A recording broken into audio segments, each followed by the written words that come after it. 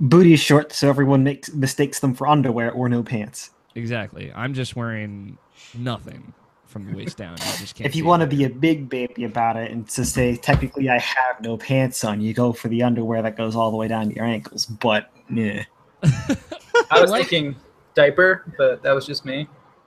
I should actually probably start wearing a diaper during the show so I can just piss myself.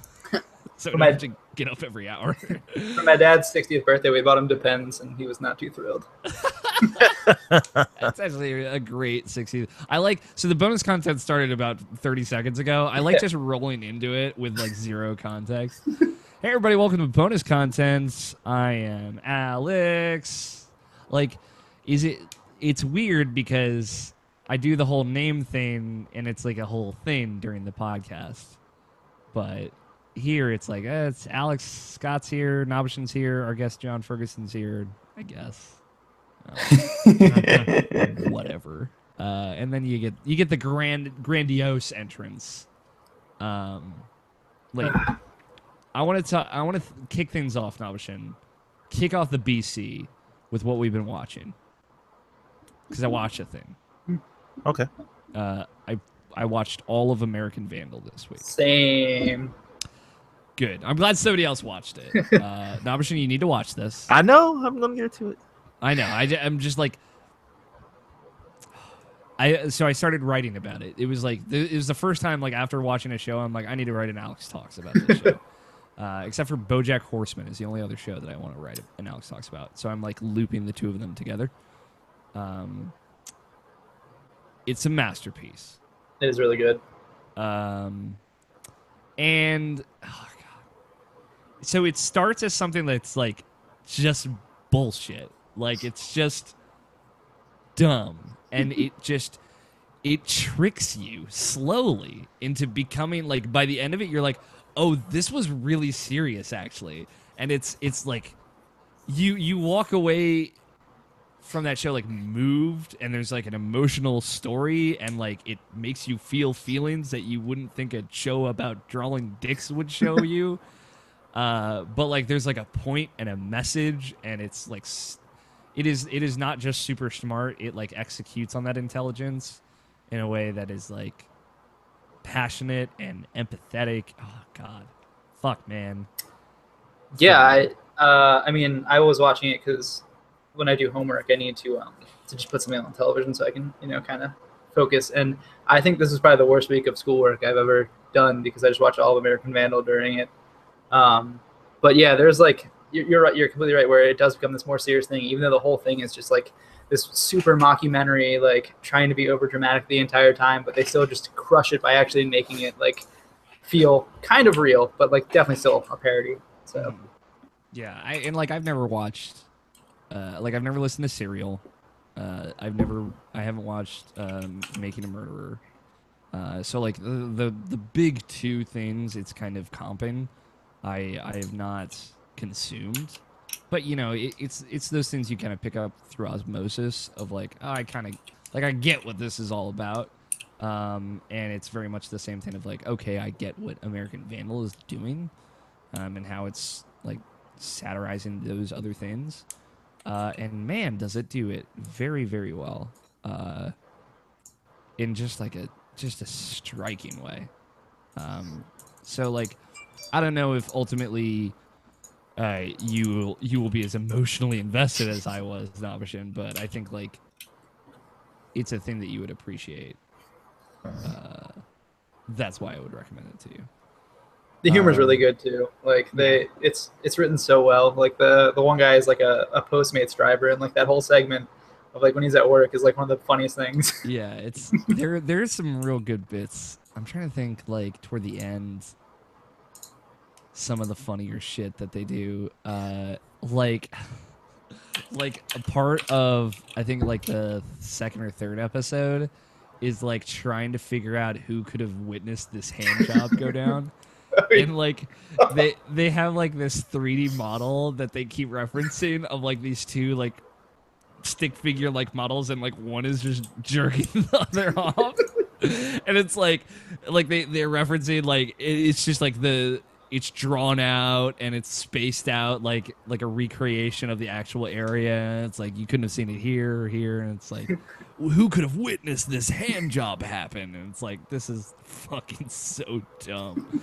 But man, is it so good. But yeah, I'm glad you watched it. Yeah, I really enjoyed it. I think there's gonna be a second season, I think, too. Yeah, it's like a different, completely different. Yeah, probably a setting. different thing, but yeah, it is going to be the same crew, so the same group of high schoolers will be creating the documentary, but it'll be about a different school and a different subject. Yeah, they loop in like high school drama so well with it too, where it's like it's this one complete ridiculous scenario that they're making a documentary of, but like at the same time all their actions are causing like these real things that could happen in high school, which kind of makes it feel really cool at the same time. Yeah, it's very surprisingly nuanced in the best way that you could hope for. And I didn't watch any My Hero Academia on my weekend off because fucking Danganronpa had to destroy my life again. Mm-hmm. Which, you know, honestly, the timing just didn't work out, I guess. I don't know. It sucks. But it also doesn't suck. Oh, here we go. What you been watching, Abishin? That's a good question. I don't think I really watched anything this week, honestly. Like, just like my usual YouTube stuff, like completionist, bring Gingrams and kind of funny whatnot. Yeah, I don't think I really watched much this week at all. Like I've been listening to some interesting stuff, like, but other than that, I haven't really been watching anything. Let me look this up. I'm sorry, I'd have to like actually like look this up because like I feel like I'm forgetting something important. And What's my YouTube history look like? Pretty much. But like as far as stuff I've been listening, like I just listened to Rogan's newest episode of Breaking Reality. Mostly because you were on it, but like you know, like I said Logan. I'm sorry, Quentin. Yeah, Quentin. Say, like, what? Because Logan was on private chats with Andrew Taylor, right? But I was on. Yeah, we had a few good conversations that episode. Yeah. I will have to call you out on like one thing about it, like the whole monkey paw thing. Yeah, I had no idea what the fuck you're talking about. Look, a monkey paw is not it's not a cake that you eat and eat it too. It's something.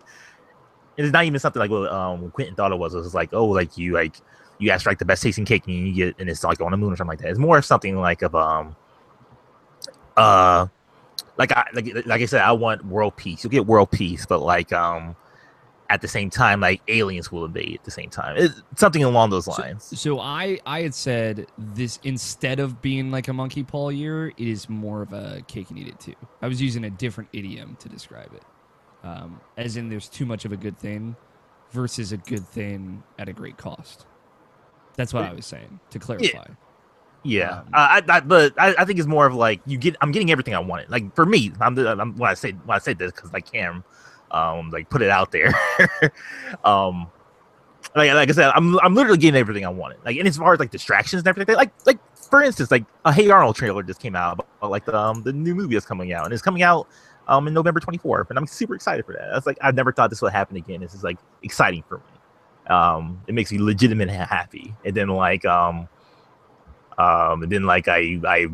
looked through like news or whatever, and I was like, oh, on this trailer is something I never watch, but like that whole situation is completely terrible. That's shameful. That's a fucking garbage thing. And my electricity just went out for a second. That's a completely just terrible, awful thing. And why is it everything that's happening like literally like is just this year? It's like I guess that everything as far as distractions has just been amazing for me. It's been like the amazing year for distractions, but like everything else outside of that has just been like so fucking depressing as far as like okay, I understand more now. Yeah, and that's more of what I meant by monkey paw and stuff like that. Like I'm getting literally everything I want as far as like being distracted, but this is like the world something is also burning to the ground. Yeah, and this is the part the most I should be paying attention.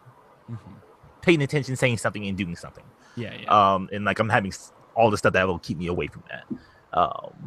like be so good. So that's I guess that's like my issue myself right now. Got it. Okay. Other than that, no, I haven't really been watching anything. As it turns out. Yeah. I have some stuff set up later on though, like that's like as far as fresh off the dome. I got Quentin and Ben coming on, and we're talking about criticism. So that's a good, Sunday, right? Yeah, on Sunday. So that's a good discussion that like I'm excited about. Because like me hanging out with Ben during Kind of Funny, like the one thing I got from like the vibe from the room, like from Zyger and Kaylee and Trevor at some point. So it's just like Ben just has terrible opinions. So like it's just like, oh, like, well, Ben would be the perfect person to like to talk about this. So like I'm excited about that. And like of course Quentin's like an amazing human being. So like I'm excited to talk to him too. Yeah, I haven't watched anything, dude. Gerard has been on a lot of stuff. The Completions has been on a lot of stuff. He's been on NBC and Kind of Funny Games Daily, and the Gamescast. So like I've been excited to see him spread his wings a little bit more because like he's one of my favorite YouTubers, and I'm glad like his notoriety is getting spread out some more. He was on that Kind of Funny Gamescast? Yeah, he was on this week. You'll see him on Monday. Awesome. So like you'll know more of who he is and like his mentality and like how just a general awesome dude he is. Yeah, I really like Gerard. Like I really like him and Ross O'Donovan's chemistry also. I think the two of them are a dynamic duo. What kind of stuff does he put out on a weekly basis? Literally every week he completes a game, 100% a game. He talks about like the ins and outs of it, and he generally sees stuff like most people don't see. Like I was saying, like with Metroid Samus Return, like that game wasn't released when he reviewed it, or like it released that day. So like when he reviewed it, like he has to 100% it, huh? He did it in a vacuum. Yeah, so like he doesn't know what's in that game. So like he'll tell you like his struggles, like how he did it, and like like every Metro game you have to like if you beat it in a certain amount of time, you have to like you'll get Samus without her armor. So like, and there's like 3 different difficulty modes. So like he had to like figure out like, do I have to beat this game like 3 times to like on the hardest difficulty to see Salmon in different outfits? And like sure enough, that was, and like that's something he discovered. And it's just stuff like that. Like it's like a fascinating this look piece. Like I like if anyone's like interested in Gerard, like I would definitely recommend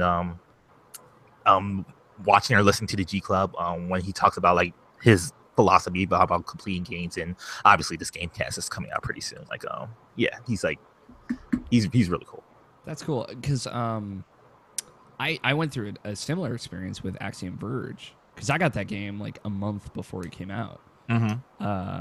And there was a point, I don't know if I talked about this on the show, there was a point where I had like literally no idea what the fuck to do. Like my game time for that game's maybe 10 hours. Right. Maybe. I had a 17-hour time clock because I spent 6.5 hours trying to figure out what to do. It's like one of those things where not only is like the game not out, but you can't talk about it. So it's like, how do I find someone else who's reviewing this game that might have figured it out? I eventually figured it out. And like I talked about it in my review of like there is essentially a traversal mechanic, and you've played Axiom Verge, Nabshin. I don't know if do you remember, have you finished it? Yeah, I beat the game. So like there's the traversal mechanic where you have to like jump, teleport up, and then shoot your you've like got this like little drone you can shoot out, and you at some point can shoot it further, and then you can teleport to where it is. So the idea of like traversal is like you jump, double jump, shoot it up onto a platform, and then teleport to that. And like I had to figure out how to use that in situations, and I had to figure out how to do that because it never really tells you that you can kind of combo those things together. And like learning that, it was both like a positive and a negative experience, and I think that did really hurt my experience of that review because it was just really frustrating. It felt super obtuse. But like if I had looked at a wiki in like 5 seconds, I would have like, oh, jump and shoot the drone and teleport to it. Like, oh, okay. Just took me 6.5 hours to figure out to try that. Yeah. And like it wasn't for lack of trying. It was just like I didn't know to kind of combine that in a very specific area to get up to a platform that was very high up. It's like, oh, okay, I guess I see what they're going for. And then you end up using that trick a lot in the last area to get up really, really high, and it never felt good to me. Like, it felt terrible. So, like, comparatively, like, the space jump or the grapple beam in Metroid, which is, like, kind of hearkening to, always felt better. But, you know, a similar experience, because, like, I think Metroidvanias all have that kind of thing. I just ran into, like, a tricky thing in Metroid Samus Returns where I had, like, no idea where to go, and it ended up being, like, a room that I'd peeked into but didn't go into for whatever reason, forgot about completely. And it took me, like, an hour and a half to get back there and find the gravity suit. And it's like, oh, finally, okay, everything makes sense immediately. And then it just blew past a bunch more. So, yeah, I, like, that's a super interesting thing. I'd love to hear him talk about that game specifically, Metroid Samus Returns. And maybe if he's done one on Axiom Verge, that as well. I think he might have. Like his one for Breath of the Wild was like, Dude. that was so interesting because like it was like right after that review came out, it was when they announced what the DLC was as far as finding those Korok seeds. Because like what he had to do was like what he did, and it's crazy. Like when he talks about it, it's like he had like 3 different strategy guides for the game, and like there was like they all had like conflicting information where the Korok seeds were at. So he pretty much had to like Minority Report or no, Da Vinci coded it up like up to on a like a chalkboard. Like, okay, I've been here. I have to like put tax over there and put the red line over there. And it's like this is the path I went to. Holographic maps on top of holographic maps and like making X's on each of them is like fuck. And then like right after he put out the review, is like that's when they announced like, oh, you can like track where you've been through for like the last 200 hours, and like, oh, we have a map to show you where the Korok seed is at. It's like, oh, well, that's great. Like this, so like that was like an amazing thing. Broken man sees that and just he breaks a lot. It's an amazing sight. And like the best thing about Gerard, and like kind of the scariest thing about Gerard, is like he cares so much about his work and like his what he puts out there. So like Gerard the perfectionist over here. Yeah, pretty much. Because like you know, like he fucking 100% Sonic Boom and shit like that, and like that has like broken, like we all know the game is broken, but like there's like broken things that he could like actually get the 100% of the 100%. So like he had to like kind of like show you it. Like he's like, I literally just did this thing. It's not popping up. I've done this 3 times. This is the film proof that I did it. So I 100% this game. So just letting you know. Just believe me, okay? Yeah, exactly. So but if you want to find him on YouTube, is that one video game. Like I highly recommend it. That's awesome. Scott, have you been watching anything good? Scott's like, he's making those pretzels. Yeah, he had to get those pretzels, man. What about you, John? American Vandal was mostly what I've been watching. I've been on like my 12th rewatch of Parks and Rec recently. It's just so good. But yeah, like since I just moved last weekend and work's been killer and school's been annoying, I've had like no time. So hopefully this weekend I'll catch up with some stuff. So okay. How's life, John? What do you get up to? What do you spend your time doing? Well, I play a lot of video games, obviously. I mean, your list on here is a little lackluster. I'm not gonna lie to you, okay? Oh, for the 2 games I listed. Well, I didn't want to take away too much. You know, this is I want to be polite and let you guys. Listen, dude. Obviously, none of us are polite to one another, so. Oh yeah, I've played Mario Kart with several of you. Yeah. So, and no, but I mean, it's a bold. Are you just like trying to figure out what type of games I play? All right, here's 3 questions. Yeah, I'm gonna feed you, Seymour. I respect that little horror reference, by the way. Yeah, so like I do this thing where I reference things I've never consumed. You've never seen The Shop of Horrors? No. There's always like a little bit of guilt. Like one time I was talking to Ethan, and you'll get this reference, Sumption. I was talking about some like food that I had. I think it was the fucking Texas barbecue. That I think we were talking about before the show. But I was like, yeah, this Texas barbecue, man, it's just like sploosh. And I'm like, I've never watched Archer a day in my fucking life. Like, am I allowed to say that? Like, and a lot of that is because fucking I've been re-listening to The Adventure Zone for the fucking 3rd time, which is the only podcast that I've re-listened to. Well, that and my brother and me, but they reference Little Shop of Horrors all the time because there was this one arc where they fought this plant lady. and they just kept yelling, "Feed me, Seymour!" And I just like I can't stop myself.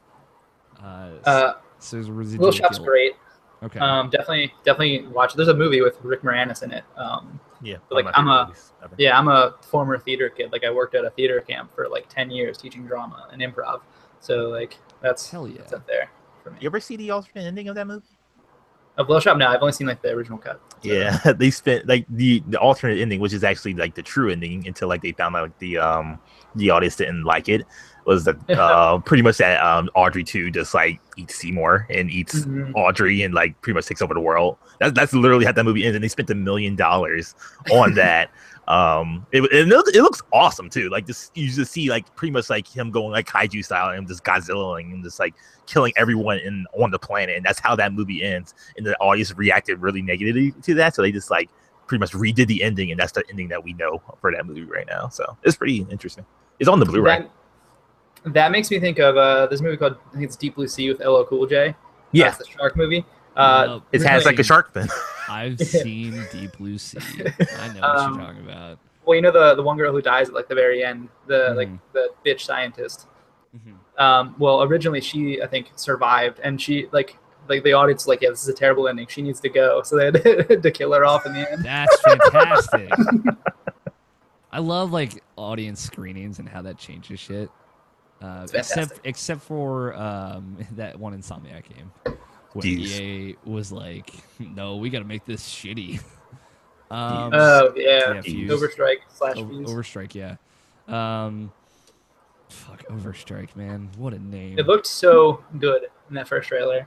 Yeah, and then it went downhill. So did Man of Steel. I thought Man of Steel was okay. I thought that movie's okay. Man of Steel, how about this? Man of Steel, much better than Batman versus Superman. Absolutely. I have my days where I do conflict where I hate one of those more, but that's okay. Yeah, you have that love for the original, so I've still never seen him, so I got to take that time to watch him. Here's 3 questions for you. What's your favorite video game of all time, John? I know I'm probably gonna get crap for this, but Uncharted 4. Just because. That's a totally valid answer. I admit it's not the greatest game of all time, but it's my favorite because as someone who I bought a PS3, for instance, for Uncharted 1 and 2. Like I read Uncharted 2 in the Game Informer. They did the cover art. I was like, I need to buy a PlayStation for this, and I was like poor, so I ended up buying, saving up all my money, trading in I think all of my Wii shit. And then I bought the PlayStation with just Uncharted, and I played that, and then 2 came out. So like the character growth from those series, when 4 came around, like having all those little moments, kind of, I guess they're not really payoffs, but nah, fuck that. That's payoffs too. Yeah, that's payoffs. That's valid. Yeah, but like seeing those relationships keep going, and in 4 just get so real with Nate and Alina that I was like, I replayed it like 2 months ago. I was like, shit, this game is just really, really good. Yeah. And then I was a little disappointed with Lost Legacy, but 4 was great. Really? Okay, you're disappointed with Lost Legacy. I thought it was good. I would say it's like a solid 8. So okay. I haven't finished it yet, so gotta do that. Shit. Same here. Like, love Chloe. Chloe kicks ass in that game. Was really underwhelmed with Nadine. Okay. I've loved the first half that I've played, so I think I'm like 4 hours in, so I'm like exactly at the halfway point. Probably less. What or more? Sorry, probably more. What has been your favorite game of this year so far? This year? So far, specifically so far, because there's some follow-up. Don't worry. I mean, Destiny 2 has been a big one, but it's got to be Persona 5. Good job. Like I played 4 hours of Zelda, so like that's a game I need to go back to. I'll probably play it on the plane in 2 weeks. Sorry, there's just Persona... a bunch of Zelda haters on this podcast anyway, except for me. So. Yeah, honestly, it was lackluster, and I'm. See, listen to this. Like, I have this goal this year to get through 50 game stories. So like, I have to be careful with Zelda because I know that'll just take up a whole month and a half of my life. Like Persona, it took me 2 months to beat because I can only play it. Yeah, it's okay. Zelda's one of the ones that you can put down. Oh, I bought a Switch for it, and so far I've only played 4 hours, and I played more Mario Kart than anything on that thing. But Mario Kart is really good. Yeah, Persona 5. Is SteamWorld Dig too? Yeah, it's one I just bought Golf Story, which is on my list, and that's been what I've been going through this week because I've just been sitting on my couch playing it. What game are you most looking forward to that isn't out yet this year? Oh, it's got to be either South Park or Mario, which are both this month. So I'm very excited. Okay. Probably South Park. All right. I have a question. Here we go. Why do you watch your show every week? I mean, so one of my goals this year was that like I've always been a big Kind of Funny fan, and like IGN when the guys were at IGN, and I kind of just want to get more involved with the community. And I knew like I followed Sean Pitts for a while on Twitter, and then I started following more people. I know Alex was pretty active in it, so I started following him. And then I think one day someone wrote that video game stories are trash, and I was following Alex, and he had like thoughts about it, and I like tweeted him like 12 times from my desk at work when I should have been doing work. Oh, okay. And so then I was like, I'll check out his podcast. So I started watching it. Got him. Swooped him. And then we played Mario Kart, and then I was like, all right, these guys are okay. So, I mean, I'm terrible at Mario Kart. So Yeah, it's true. I mean, don't fuck with my Bomb Blast. I tell you what, man. Did almost beat Barrett the one time. Yeah. Fell short. That motherfucker cheats, though. I am convinced. Anyway, that's a story for another day. Like my dream is to one day just have my nephew go against Barrett and to see who's like the best Mario Kart player. It's one of them. One of them's gonna The win. nephew is like born from fire and blood in Mario Kart. Like he's just so good, it's just broken. He's really good. Like the one time I did play online, like when the Kind of Funny was doing their group stream with Joey and Kevin. And Barrett was in there. I actually let my nephew play a couple of rounds, and like he did get number one a few times. So I was like, shit, like this could actually be like a match. So that's like an interesting. Finally, someone to dethrone this monster that is Barrett Courtney. I love that man though. Oh yeah. My favorite thing is how NATO just trash talks his Mario Kart ability on Twitter all the time. Yeah, even though he beats NATO 10 out of 10 times, like I like maybe once NATO's beating him. And NATO's not watching right now, so fuck him. He's playing with kangaroos in Australia. Well, it's also like 8 a.m. there, so Definitely playing with kangaroos. yeah. He has to do his morning ritual of fighting a kangaroo. Plays the didgeridoo to wake up every How do we not make didgeridoo references with NATO like constantly? Shit. I'm pretty sure. I don't know if that's actually Australian. I mean, it's Aborigine. Huh? Maybe. I don't know. I don't know Australia. I'm American. Yeah. So That's true. Scott, have you been watching anything good? I know you're back from pretzel making. I've been watching this pretzel cooking. Watching this pretzel catch on fire in my tummy. Let's see. Season 3 of Rick and Morty ended. Mm-hmm. Elon Musk was a big fan of the finale, which is, I don't know. Like, I know you don't give a shit about social media, Scott, but like Elon Musk and the official Rick and Morty Twitter account, like they had like a back and forth on Twitter about the season finale of Rick and Morty because he fucking loves it. Very weird. Shout out to Roger, by the way. Yeah, shout out Roger Corney, friend of the show. By the way, have you gotten into that yet? I have not. Fuck I have you. not either. Like Roger just put out something really cool, and like I can't watch it because I can't watch it either. Yeah, so. He put out a video essay for IGN, another IGN Stories, which is pretty much his series on IGN, because my little boy's all grown up. And it's all about Rick and Morty, so that might be something I can link to you, Scott. You might think it's cool. I assume it was a very good season. Yeah, it was. Okay. Is that a show that just gets better, or was there a peak for that for you? I want to say it's been pretty samey throughout. Okay, so just consistently good. Okay. Yeah, there was a few janky episodes in season 1, but most of them were good, and it was that kind of stuff was over by season 2 and 3. Okay. They're pretty short seasons, 12 episodes long each. Yeah. Anything else? Nope. All right. That's pretty much it. You know, I just had like a weird epiphany just right now. like none of my friends like pester me to watch like superhero shows anymore. It's really sad.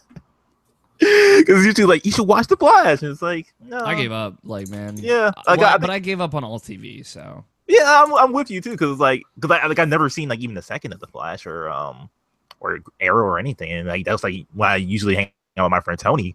That's usually like the thing. Oh, you should watch this. You watch this. You watch this, and like I just had to. The big thing about them is that they're okay. yeah. So yeah, watch them all when they come to Netflix. Yeah. So it's nothing that you really need to go out of your way to watch. And now that they're so far in, it's like, Yeah, you can't like really jump in. Like if you haven't watched, it's far Ages in of enough where you can Tomorrow. where you can go ahead and you can binge watch a fuck ton of it.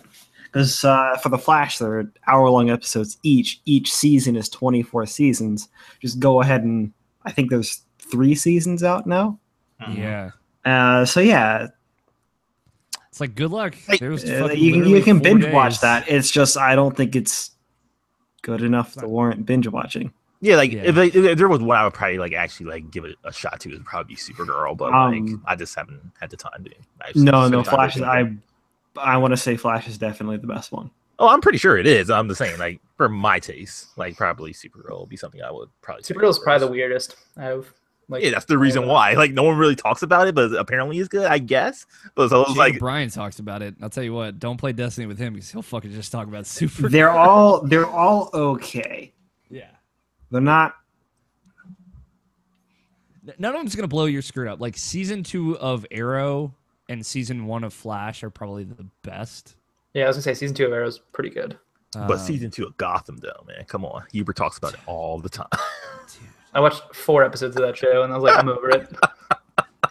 oh my god. Now, like another thing, Jacob Bryant, is like, listen, Gotham season 1. This is him fucking me. Gotham season 1's trash, but there's this weird evolution it goes through in season 2. I'm like, dude, I cannot with this shit. Like, fucking Gordon's wife like becomes like a serial killer or whatever. Spoilers. Like, spoilers. Oh wow. Oh fucking dude, who cares? No one watches Gotham. No one And but this is- Jacob Bryant watches Gotham. And this is when swear- Nato comes out of nowhere, like Gotham was the best thing this year. I swear to God, no. I will ban him. It's I've talked to you about specific things. Fucking, there's like Joker, not Joker, and they do like Joker stuff with a character that is not the Joker and has nothing to do with. Oh my God, I just can't. Like, it is the same shit as like. I just like it's the same shit as Batman v Superman. For it's like, this is just not Batman. Like, I just don't get it. I just do not get it. So that's where I'm at with Gotham. I just don't get it. Man, I don't doubt that there are good parts about it. It's just I don't fuck with it. But again, I don't watch any TV. Like My Hero Academia, which I'm still like 6 episodes behind on. Season 2's over. So I gotta catch up on that. Fucking friend of the show. I'll not. I guess I shouldn't say, but he was like talking about like some secret stuff with My Hero Academia that he got to see early. Why? And I was like, why are you doing this to me? Why are you doing this to me? That's when you legit say shut the fuck up. Like honestly. Well, he didn't like spoil anything. He Okay. was just, like, he was just bragging about like how he got to see some stuff early. I'm like, I hate you. So like season 3 stuff. And I was like, it's like, come on, dude. Like, come on. But I don't know. That I can wait. That show's worth it. So Yeah, it's worth it. My life though, like the only big thing that happened to me this week is yesterday I went out with my best friends, Mark and Katie. Like I've literally haven't really seen them that much lately. Like I did the house sitting thing for them, and then it's like, oh, we should take you out for dinner, and I was like, okay, sure. And like you know, I just haven't just been around. I just been pretty much been a hermit in my house, and then like then going to work, and that's just pretty much how it's been like for the last like a month or so. And then like eventually they just like text me like, hey, we should actually go out, like for real. I'm like, yeah, we fucking should. And I hung out with them yesterday, and we talked about a lot of stuff. Katie got this huge promotion that I'm like super proud of her about. And Mark has been like going through some things with his family, but like and for the most part, he's just great and like he's loving life, loving his wife, and that's been great too. So like yeah, it's been great just seeing them again. The steak was great too. We went to Outback, which I haven't been to in a long time. But Did yeah. you? Pumpernickel? Oh, the bread's so good. That bread's so good. that bread was actually real good. Yeah, dude. However, I'll say this: Pumpernickel bread. Texas Roadhouse. I like the bread better just because the butter, because they put the cinnamon butter in. See, I don't know. I makes wouldn't mess with the sweet, just personally, because I can't do like the savory sweet thing. But Killing me. I know I'm a fucking disaster. I get it. NATO Johnson every week tweets me about how I should play For Honor, and I haven't listen. played it either. I get it. Can we roll into the show? Roll. Yeah. The show. Let's do it. Yeah, my friends are great. Nomishin's friends are great. I agree. Everybody ready to start recording? I hope you agree, John. I blindly agree to a lot of things. It's fine. Yeah, it's true.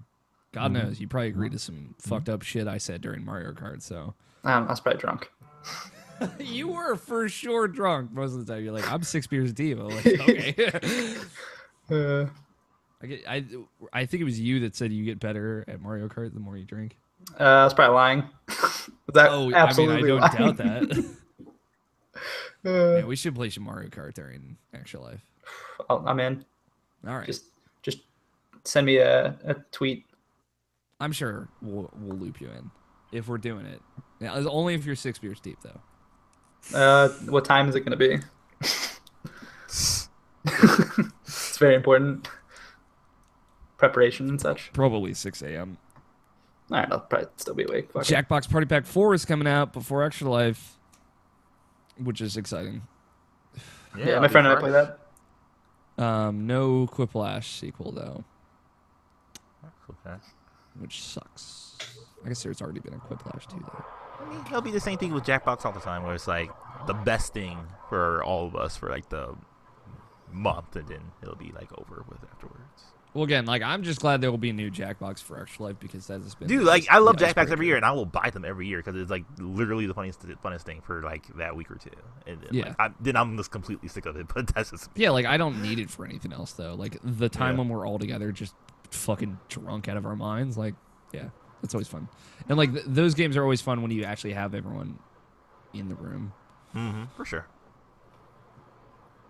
I'm gonna tweet something, or I'm gonna prime the tweet.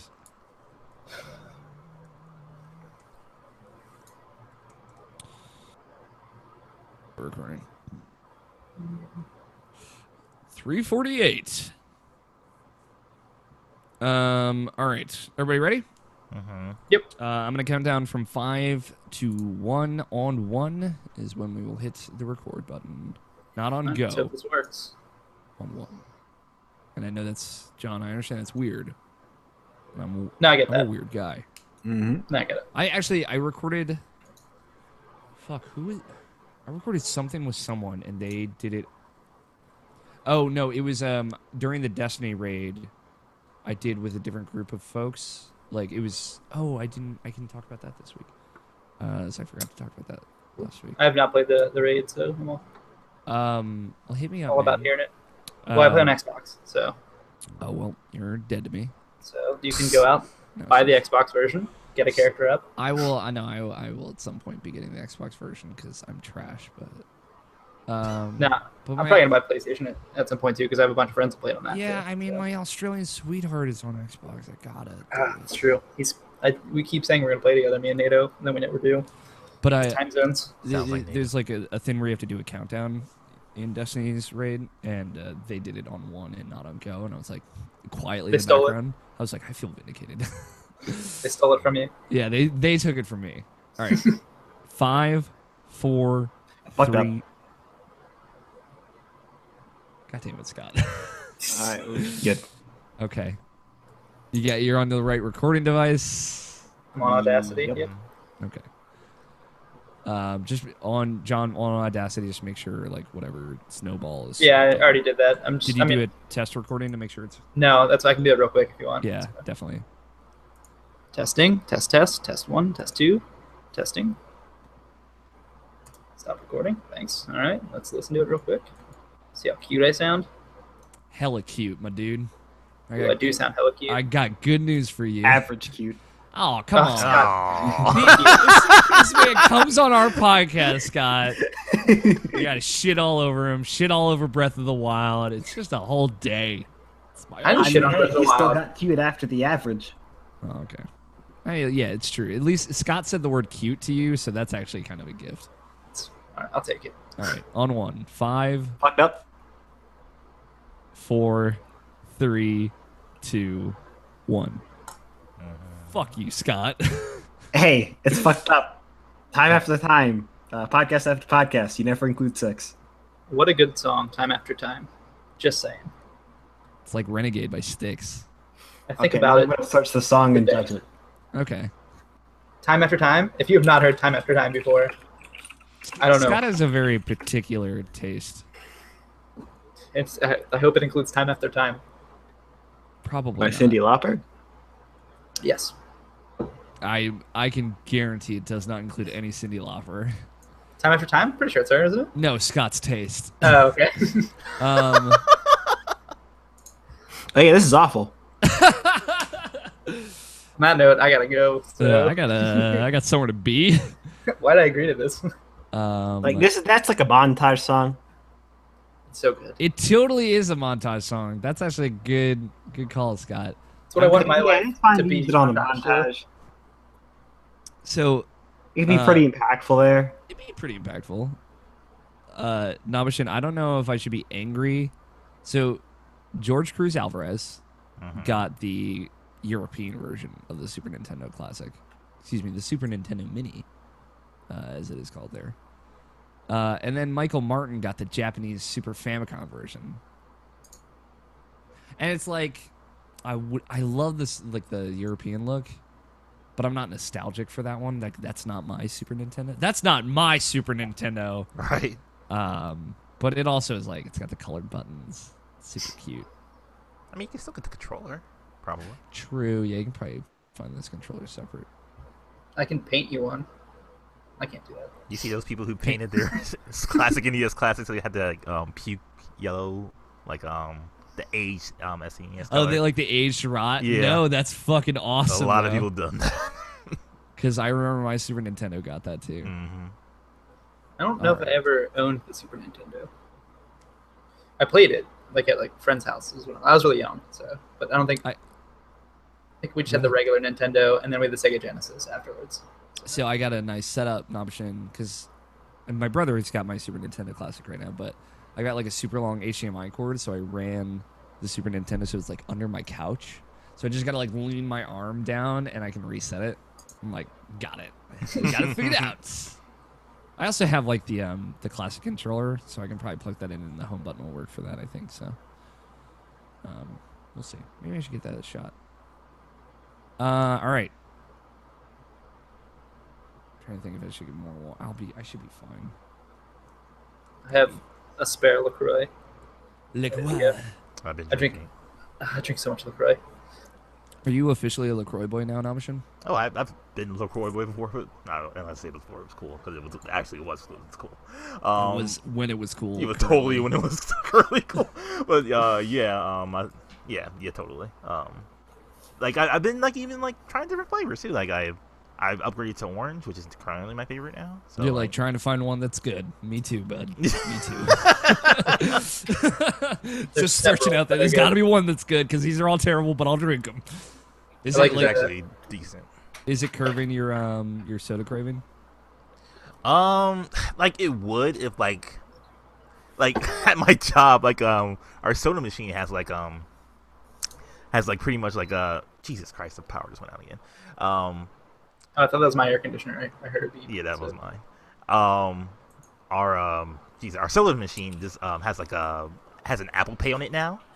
So like you can just pretty much put your phone onto it and it's like automatically just 50 cents. Because I never had 50 cent ever on me, like ever, because I don't carry cash on me at all. So like it was always like a work to get a soda from there. So now it's so easy and convenient there. And like I wake up at 5 o'clock in the morning, it's like, oh, I guess I'll get a Pepsi, and that's how it's been doing it. So At 5 a.m. Jeez. yeah, it happens. No, Alex, try the cherry lime LaCroix or the berry LaCroix. Big fan Okay. of both. So Okay. I've been drinking just regular fizzy water, like no flavors, because the cherry lime. I'm a mess. It's in a tall can. Is that I like the lime? tall cans, so Yeah. I can fucks with that. All right, let's do this. Take your puff. I did do my puff. Don't worry. See, the PSP, the pre-show puff, can also stand for the pre-sex puff. So, what up? Oh my god, I'll stop now. It is Friday, October 6th, 2017, and you are listening to the Irrational Passions podcast. I am your host, Alex O'Neill, and joining me this evening, I have Scott Guthier, Hello. Brian Nobishin Jackson, and special guest joining us this week is Jon Ferguson. How the fuck do I follow that laugh? You gotta get your Monokuma laugh on. I can't do that. No, you gotta get deep into Danganronpa. I beat 1 and I played Summit 2. But that was it.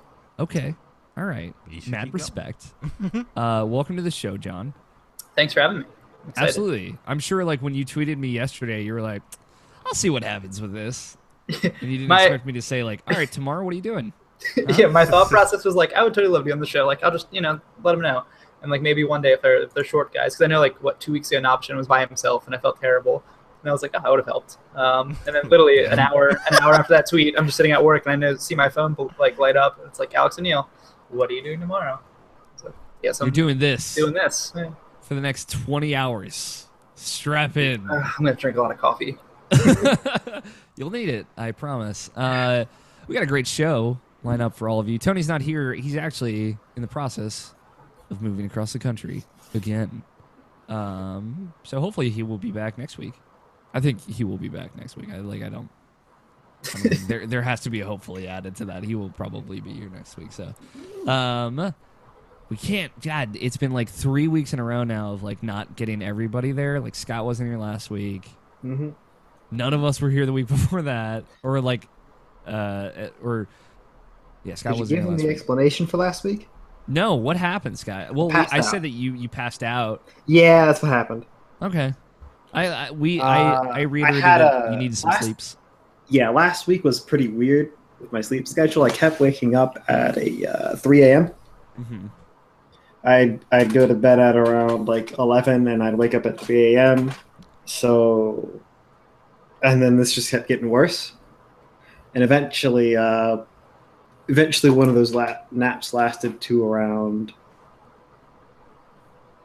2 a.m. Okay. And I was like, all right, I'm up now and I'm awake. This is fun.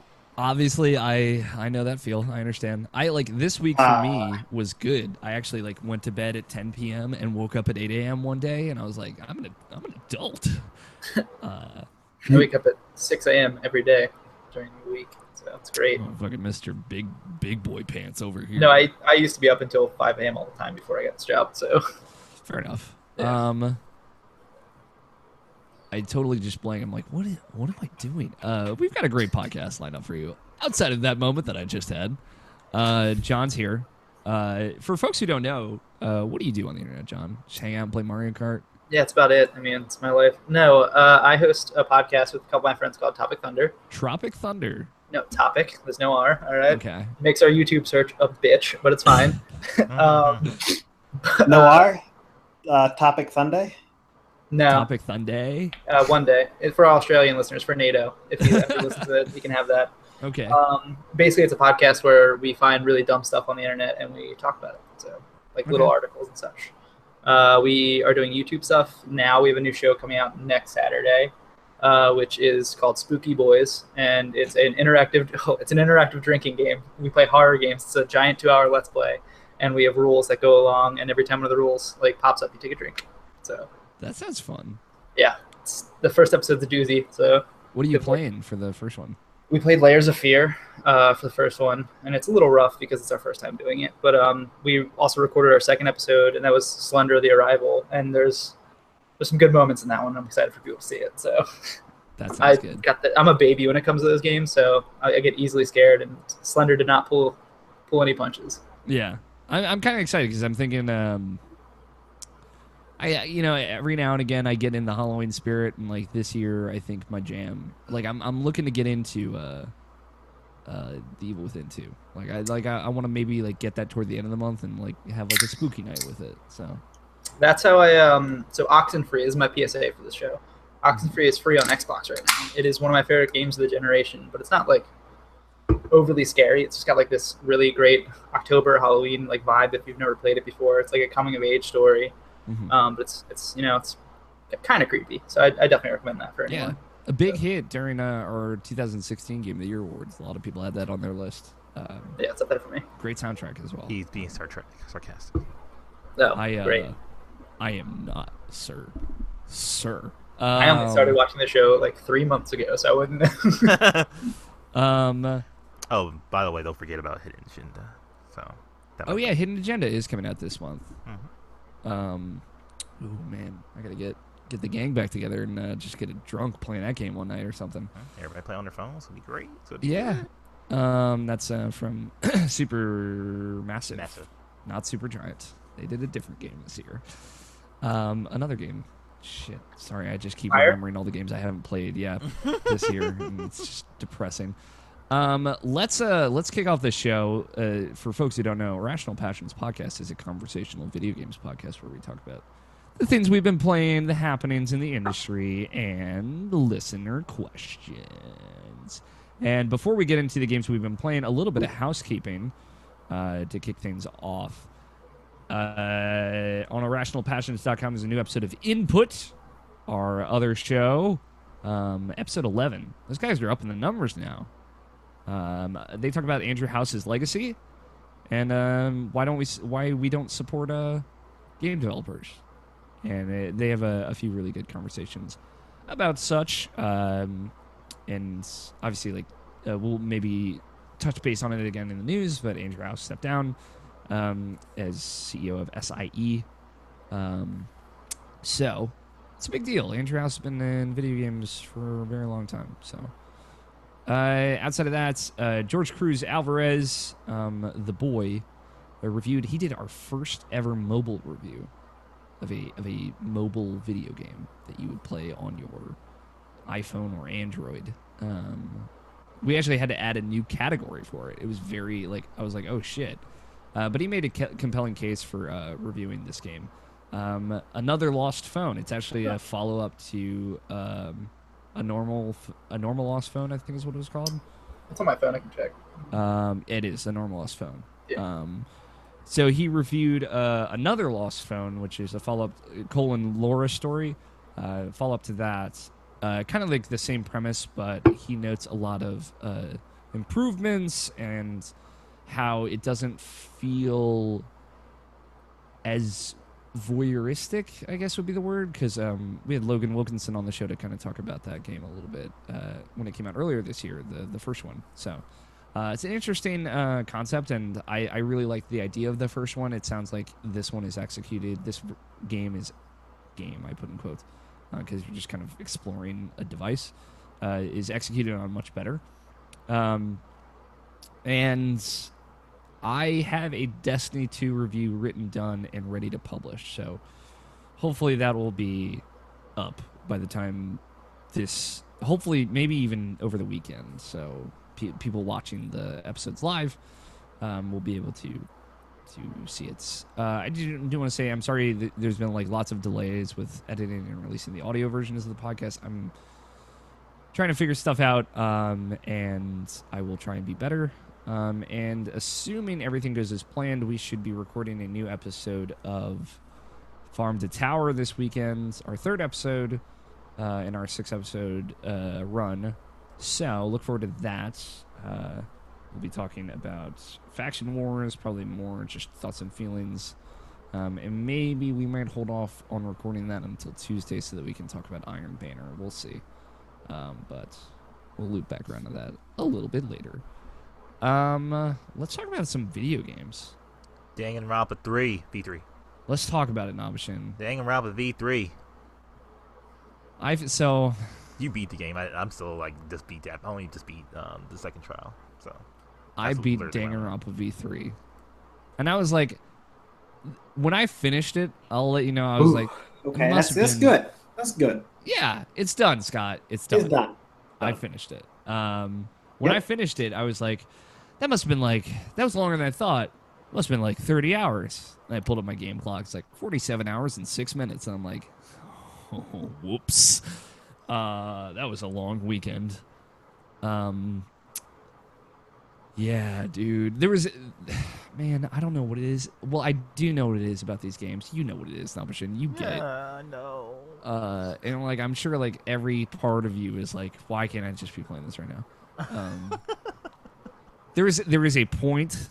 I think it was after chapter 3, I guess. It's not like anything specific happened that I can remember, at least. It is a blur. But there was a point where I'm like, I'm not going to stop. I can't. And especially, like, Justin Graphius has been messaging me because he just got through chapter 5. And I'm like, Justin, you need to stop. Because he had to go to New York Comic Con. I'm like, Justin, listen, when chapter 6 starts, you will not be able to stop. So you need to stop now. So stop. And I had to like convince him, like, listen, you need to sleep. You're driving up to New York tomorrow. I just need you to be okay. It's like, yeah, I wanted to go to sleep 2 hours ago, but I couldn't. I'm like, just stop. Just stop. Please stop. So yeah, man, where are you at, Nabashin? Because you were just like barely into the prologue before. So tell me how your feelings have evolved. I'm literally just now starting chapter 3. Like as soon as like you said to save the game, I saved the game, and as soon as chapter 3 was starting, I stopped. Yeah, like I love these fucking games, dude. Yeah. They're just so different. Like just like almost like every aspect of it. And like probably like kind of like we said last week, like the best thing about V3 is that they know what you know, and they still shock you regardless of that.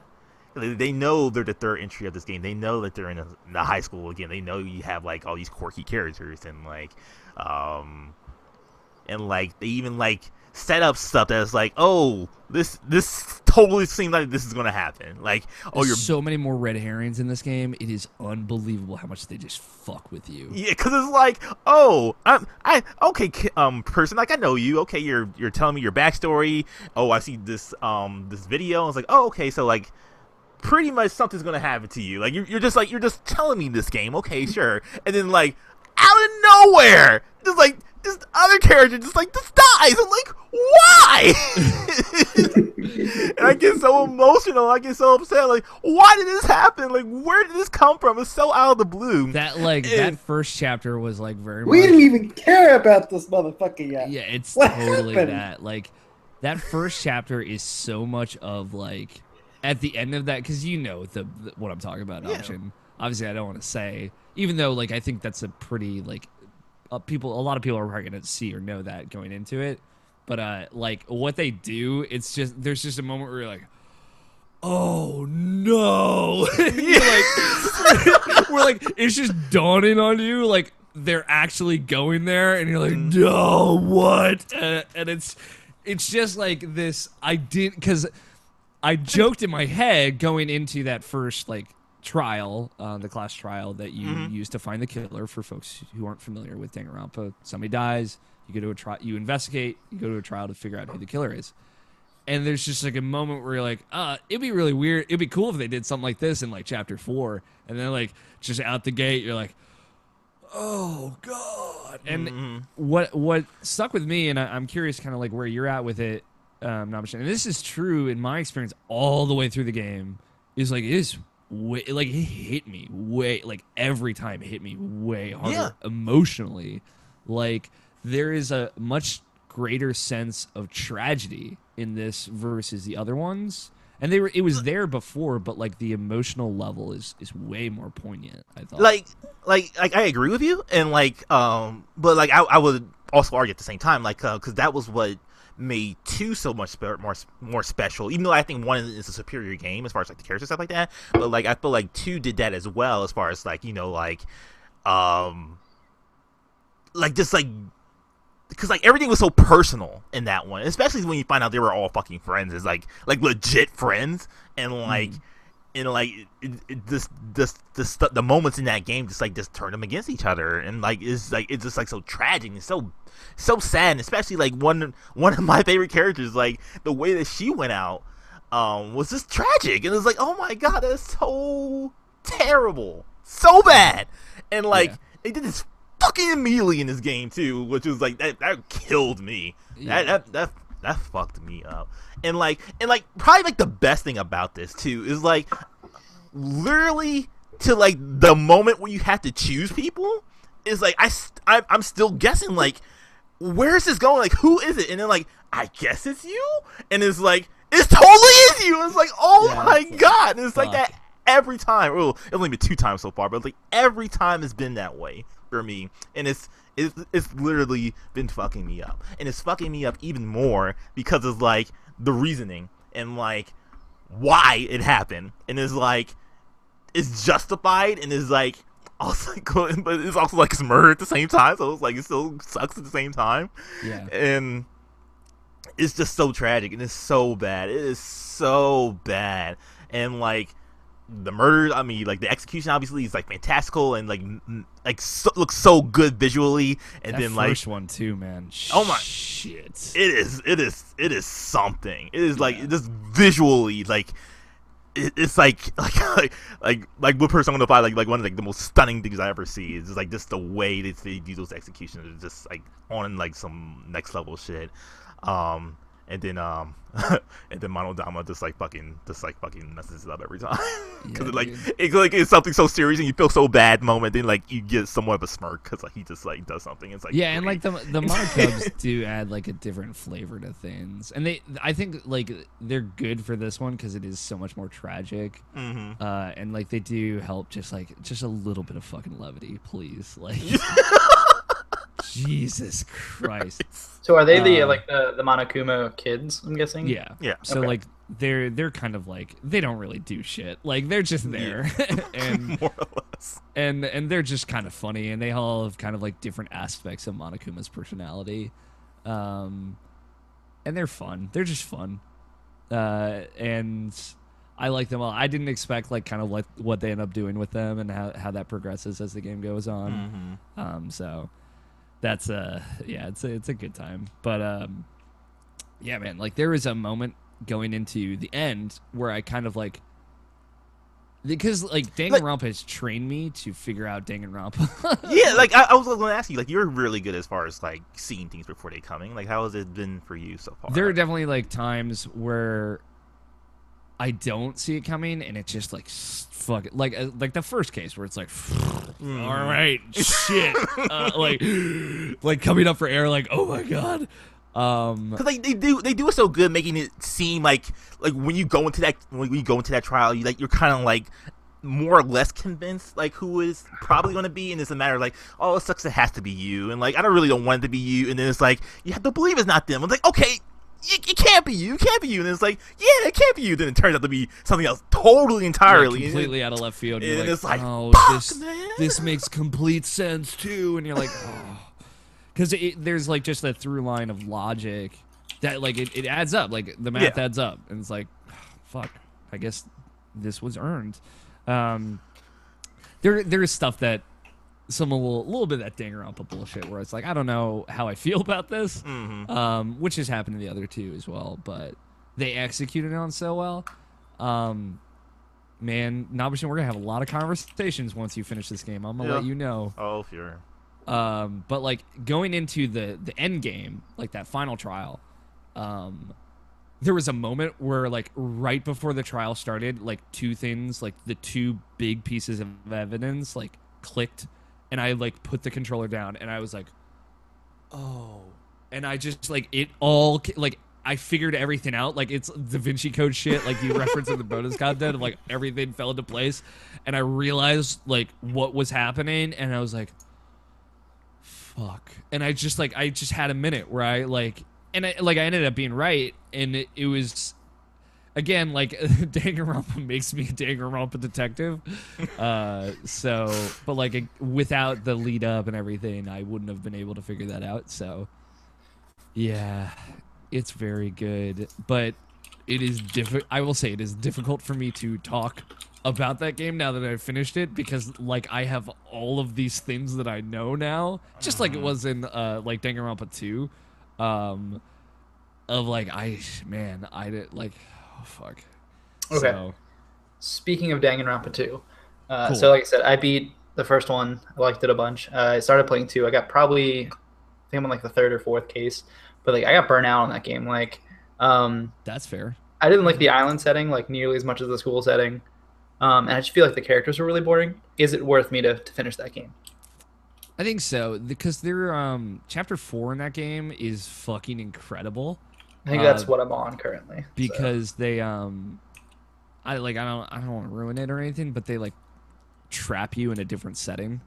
And it's like, okay, this whole chapter circulates around that setting, and it's like the intricacies of like the murder cases is like the thing that draws me to Danganronpa, is solving the murder cases. It's very much like it scratches a similar itch as Ace Attorney for me. as LA Noire. Not as LA Noire. No, there is no lie, doubt, truth option. There's no like jump to conclusions option. There's no jingle to let you know that you're right or wrong. Yeah, exactly. There's no blood on the shoe bullshit in Danganronpa. It's like every piece of evidence matters. Oh my god! I just out of nowhere. Again, I just like remembered another wave of things I realized in Danganronpa that I just can't wait for you to see. You know, I was just like fucking me up right now. Because it was a blur. I couldn't stop. And I beat it Wednesday, and it's just like, man. Yes, I think it's worth it. Like, you don't necessarily have had to have finished Danganronpa 2 to play 3. I'll say that. Like, having beaten Danganronpa 3, like, you know, they talked about like how this is kind of its own thing, and it definitely fits into that. Cool. I wasn't really quite sure if that was or not. Like, it would have there will be more for people like you and me an option, obviously. If anything, like, it's more important to play Danganronpa 1 than it is to play 2 for 3. They definitely the premise of Danganronpa 1 is more important in knowing kind of like where that goes. But yeah, like, it's not a requirement. I think you could even go cold into 3, and up until a point you'd be totally fine. And you'd kind of like just they're very good at explaining anything. Yeah, the first you would need to know. 2 hours of any of those games just reading. So yeah, I mean, it's, you know, it's a visual novel. It was a thing where like at the end of it, I did not realize how much time it was. Like I said, 47 hours. I was like, maybe 30. Nope, I was off by 17 hours. So yeah, man. Feel free, Nobshin, to just text me when you hit some shit in that game. Okay. I just want to know. Like, I want to relive it through you, because I can't ever have it again. I got you.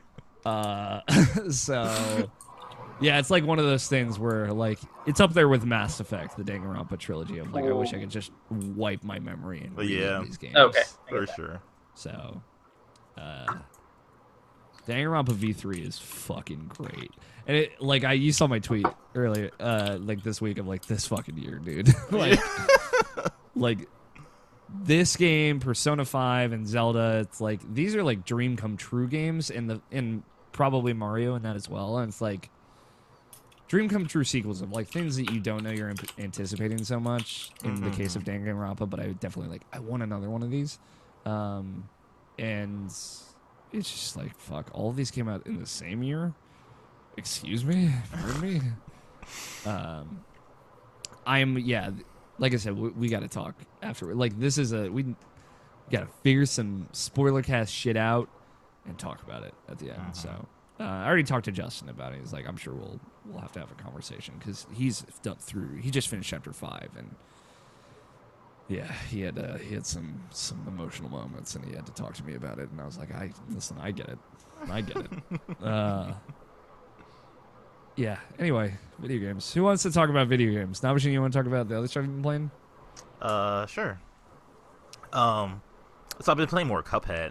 That game is fucking real good. Like it turned through like something like, oh yeah, I'm enjoying this. I really like it. I like this a lot. To like something like I'm really enjoying actually. Good. Like you could tell that like it's something that like it was the reason it took so long to come out because like it feels focused and it feels something that like the polish of what you're doing in that game as far as like getting used to enemy patterns over and over again, and like it's weird too because like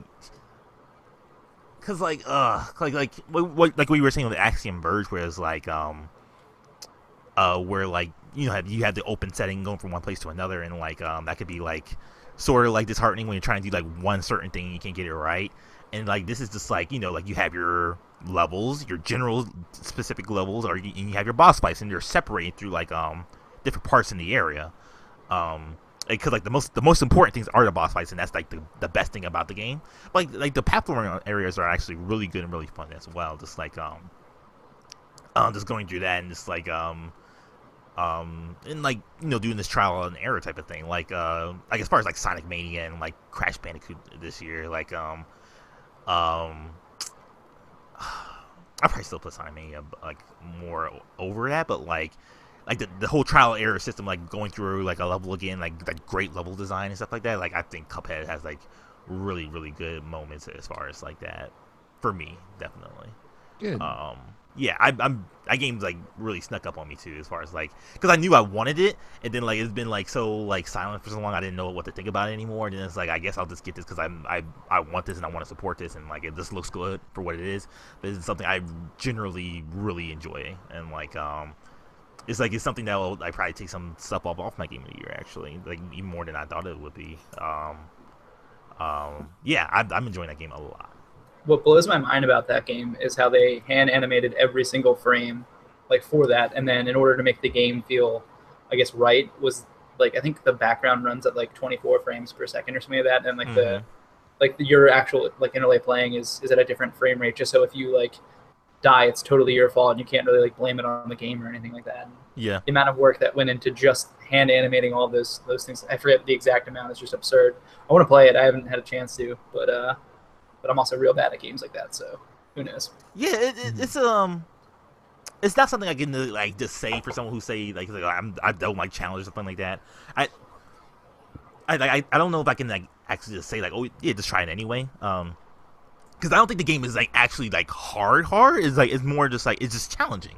It's challenging in like knowing enemy tells and recognition and stuff like that, and just like basic old school like video game like mentality of like knowing your enemy, knowing what you need to do. Okay, I need to stand here and like shoot here, or like I need to dodge this, duck this, and stuff like that, and just like getting through that.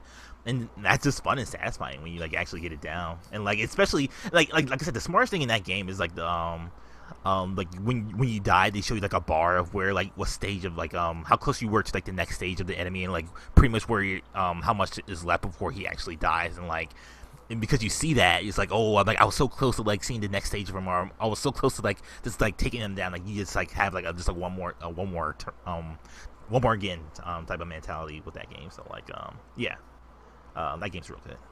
Yeah, I saw it being compared to like Shovel Knight and Super Meat Boy by Jon and Peck on Twitter.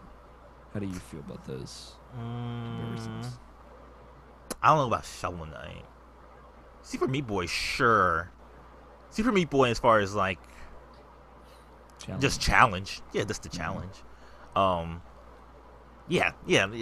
I don't know about Shovel Knight though. Like I would say Shovel Knight is more like more of what the challenge, like how much you want to put to challenging yourself in that game. Like, oh, I just want to go through this game without hitting an enemy, or like or just taking down the checkpoint system, something like that. You can make that game harder as you play, which is like a brilliant thing about Shovel Knight. Or you can always use the invincible locket and make it fairly easy. Yeah, exactly. So there's wiggle room. Yeah, so like I would compare more to Super Meat Boy more than anything else, really. That and Contra. Okay. Yeah, I'm very curious. I feel like Scott and I should play that cooperatively at Extra Life. Add that Is to there a the co-op mode for that? list. Yeah, Serious? All right, co-op. we can do that. Yeah, because I feel like that'd be a game that you and I would have fun with. It You would. you will definitely appreciate that music though. Like Alex, Hell like that music's so fucking good. God, like I love like just the exaggerated animation style. Mhm. I've tried not to look at too much of it, just so that it can still be a surprise when I play it. Yeah, that rubber tube animation is just so good. Yeah. Like, God, I love it. It looks so Super good. Yeah, I know Barrett Courtney's been all over that game too. Oh He yeah, loves it, yeah. so. He's been beast in that game. Like he did a whole pacifist run as far as the levels base, and that makes the black and white mode unlock. So Yeah, which is super Yeah. cool. Other than that, like more SteamWorld Dig, I'm just like slowly just trying to 100% it, even though I beat the game. I'm like 2 artifacts away from having all the artifacts, and I'm not that far away from 100%ing it. It's just like a matter of just like finding where everything's at, and I'm trying not to look online as far as like finding that stuff. I'm just trying to like find it myself, but like it's still kind of hard to like to find. But yeah, that game's still real good. Just like a good like Zen type of thing that I like playing. And other than that, just more SNES classic. More Mario Kart. I play Mario Kart on that, and like played Yoshi's Island like for the first time in like fucking years. Like, 'cause I remember renting that game when it first came out, because it said Super Mario World 2, and I was like, oh, Super Mario World, sure. And it was like I just play as Yoshi. I'm like, oh, okay. That game is just real good. Like having that banner of Super Mario World 2 on it does like kind of like sour it a little bit for me. Yoshi's, Yeah, it does. Yeah, but like it's still a good game though, regardless. Like Hey, it's like it shouldn't be that because it's just going for a different thing, you know. Mhm. Like it's trying to be a different. It's not like a precision platformer really, because no Yoshi game is. right. So like it just shouldn't be called that because of the mechanics of it, but it on its own value, I think it's a really great game. So. Mm-hmm. So A lot yeah, of that's haters out there. So, but yeah, that's pretty much all I've been playing on my side. cool. I just had a couple other ones, so I'll knock them out real quick. SNES Classic. Super Mario RPG, guys. First time playing through it, right? Real first time. And it's super weird playing through Super Mario RPG because I remember playing it and not like just skipping all the text and dialogue and just not understanding it at all. And I remember going through the motions of everything because like when I was younger, like I was really bad at reading, so I didn't read anything. And so I skipped everything, but I really liked the secrets. So I liked going through all the towns and like finding the secrets. And there are a ton in that game. They're super fun to find. But like there was no context, right? I had zero idea what the hell was going on. Right. So like now being like a huge fan of all the Mario RPG games that followed, it's cool to see the groundwork of it and just to see how fucking Square Enix this game is, or Squaresoft, I guess, at the time. Because there's like so many shades of Final Fantasy in this, from like the enemy designs to like the mechanics, like the magic system and all that. And obviously Gino and Mallow look like fucking Final Fantasy characters. And it, like you think about the core tenet of Paper Mario and Mario and Luigi is that fucking Bowser is a big goober. And like all of that groundwork was laid in this game. Like I can't really think of another game where he was a big goober. Like before this, like. And he's just such a goof. He's such a goofball.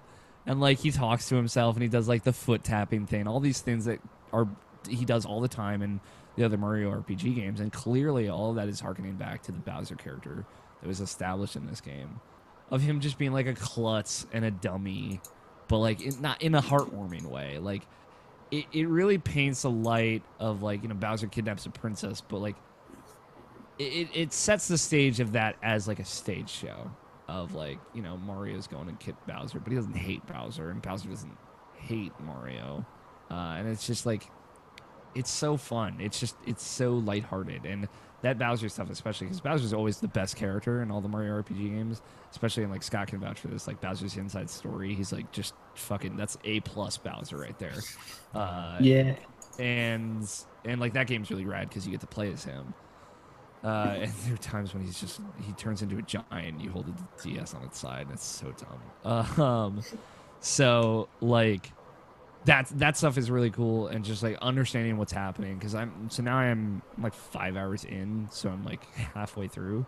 It's also like weirdly short. I like. Hold on a second. Mhm. Did you have someone help you play this? Were you that young, or Yeah, like my brothers would help me get through the trickier parts where I'd like actually figure stuff out. They would just do it for me. But I know Okay. because I'm like at the Star Road. Because I was just thinking, I was like, how would you possibly get past that? The Pearl quote. Yeah, cause so like I You know the puzzle I'm talking about. I don't think I do because like I've gotten. It's near the end of the game. It is. You have to run around. You have to find different I've never finished letters it, of it. so You never finished the game. no. I've seen my brother finish it, Mm. but I've never finished it myself. Right, so I think it's in my playthroughs before the farthest I gotten is to the Star Road, which is where I'm at now. And I remember now why I didn't, because you have to like activate these like flowers to open up pathways. And I remember specifically not knowing what the fuck to do where I'm at now. So like, it's weird to just know and like be an adult and understand how to play video games. And also Super like, Mario reading, RPG, right? yeah, and reading. I'm not remembering exactly the. Star Hill, I think is what it's called. Okay, yeah, that makes more sense because I'm thinking of Star Road and harkening back to all the. Star Road, I think, is specifically Paper Mario 1. Yeah, all that stuff. Well, no, because they also have Star Road in some of the Mario Adventures Yeah. or Mario Lands. Yeah. They have Star Road there too, but no, Star Hill. Yeah, that's different. Yeah, yeah. Where it's like all the big stars and the star doors that you unlock with keys and stuff. So. Yep. So yeah, I think I'm to the point where I have not really seen or remember past it, but like up to this point, like I remember it, and it's weird how much I remember it. So this has been cool for me to see it all and remember as much as I do. But again, like not know any of the dialogue out, any of it was written, and like appreciating that on a new level going through it. So it's been really fun. So you have all the characters. Yeah, I got everybody. I've got Toadstool now. It's also like weird. You know, like Peach is called Toadstool. Like this was still in that era when that was the thing. So, so that's cool. I love how Bowser looks in this game. Like he looks like he's such a goober. I love him so much. And he's like when Bowser joins your crew, it's like like when he joins you, it says Bowser's forced you to join the Koopa Troop, and then it's like, but he's really joined your party. And it's like it's so funny. So, and like the theme of Mario never talking in the RPG series in this, and then like he's pantomiming everything like he does in Mario and Luigi. It's just so it's so cool to see all that groundwork. So go ahead, Scott. See, I'm not remembering exactly how much is spoilery here. Because I'm not too worried about it. Yeah. All right. I'll leave you with this. Okay. Near the end of the game, just remember the song "Roarest Forest." Okay. Well, give it a couple listens. Okay. And you should see why I say that. Okay. I will keep that in mind. And then you'll do the thing. And then you'll be like, eh. Good to know. I will. There's disappointment in my future. It's not disappointing. But it's not exactly disappointing.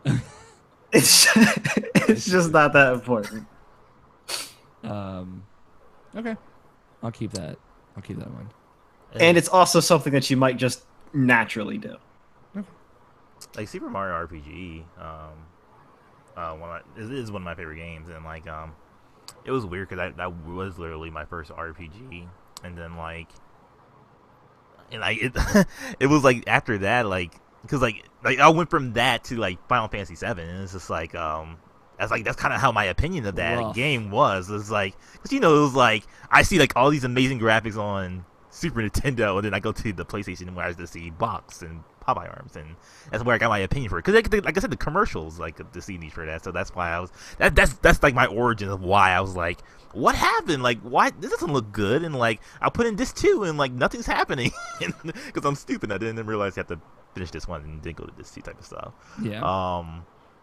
But like, yeah, it was because of that game. I haven't played that. I didn't get into RPGs until like fucking Kingdom Hearts. So that's just like a weird thing. I always remember. It's funny too, because like I see so many shades of like what Chrono Trigger does with JRPGs, which is like trying to be like really approachable, and I think like SquareSoft's SNES era, outside of like the Final Fantasy games, like really did do that well. Of like Chrono Trigger is like super approachable, and like you can just kind of jump into that game, and I think it's really easy to understand and navigate. And same with Super Mario RPG, and same with Secret of Mana. Like it's that era These of kinds of games that made me like RPGs in the first place. Yeah, and then me too. You don't see me playing a whole lot of them now. Yeah, and now like you fucking look at Tales of Berseria, and I love that game, but it's like fucking so And, like, overtly complicated. I'm completely out of it at that point. And Speaking of, sorry, go ahead, Alex. oh no, I was just gonna say it's just you can see why this was the golden era of JRPGs, because like there's such a low barrier of entry. Like you could go from Chrono Trigger to Final Fantasy 2 or 3 or 4 or 6 if you prefer, and like that's like a natural escalation of like complication in that JRPG level. Go ahead, John. Sorry, I just wanted to hark back to Tales of Berseria real quick. A long time ago, a couple months ago, you tweeted out like an Amazon link for it. You're like, "Hey, everyone, buy this game. It's really great." And I bought it because it was like $30. Still completely sealed. Have not opened that game. Just sitting on my shelf. You're a constant disappointment. I'll I'm get glad to that it. you Well, brought it hey. We're not backpedaling on his average cuteness, all right? It's true. It's true. He does not downgrade to disappointment. Can't just do that. Just average cute. Average level cute. It's like the most backhanded compliment I've ever received. You're very okay. You're very regular looking. Yeah. While also being cute. Yeah, so I don't know. It's like, you know, I think Super Mario RPG was your entry, Nabishin, and like Secret of Mana was mine. And yeah, like these games are really something. And there's a reason for that. It's just like this ease of getting into, whether that be because Bowser's a goober or because Secret of Mana was like a cool action RPG in a time where there weren't a lot of action RPGs. So Yeah, like even thinking about it too is like the tone that game sets off is like that quirkiness is like 'cause, you know, like there wasn't really many stories around that time, so it was like that made me like getting really to like quirky type of stuff. And like anytime I did play games, like pretty much after Super Nintendo, like games weren't really like a thing for me until like PS2. But like yeah, like I know like when I jumped into PS2, that's when like I found out like, oh, I really like quirky games because like it reminds me of like the tone that I got from this game. So like that game did a lot for me actually. Now I'm thinking about it.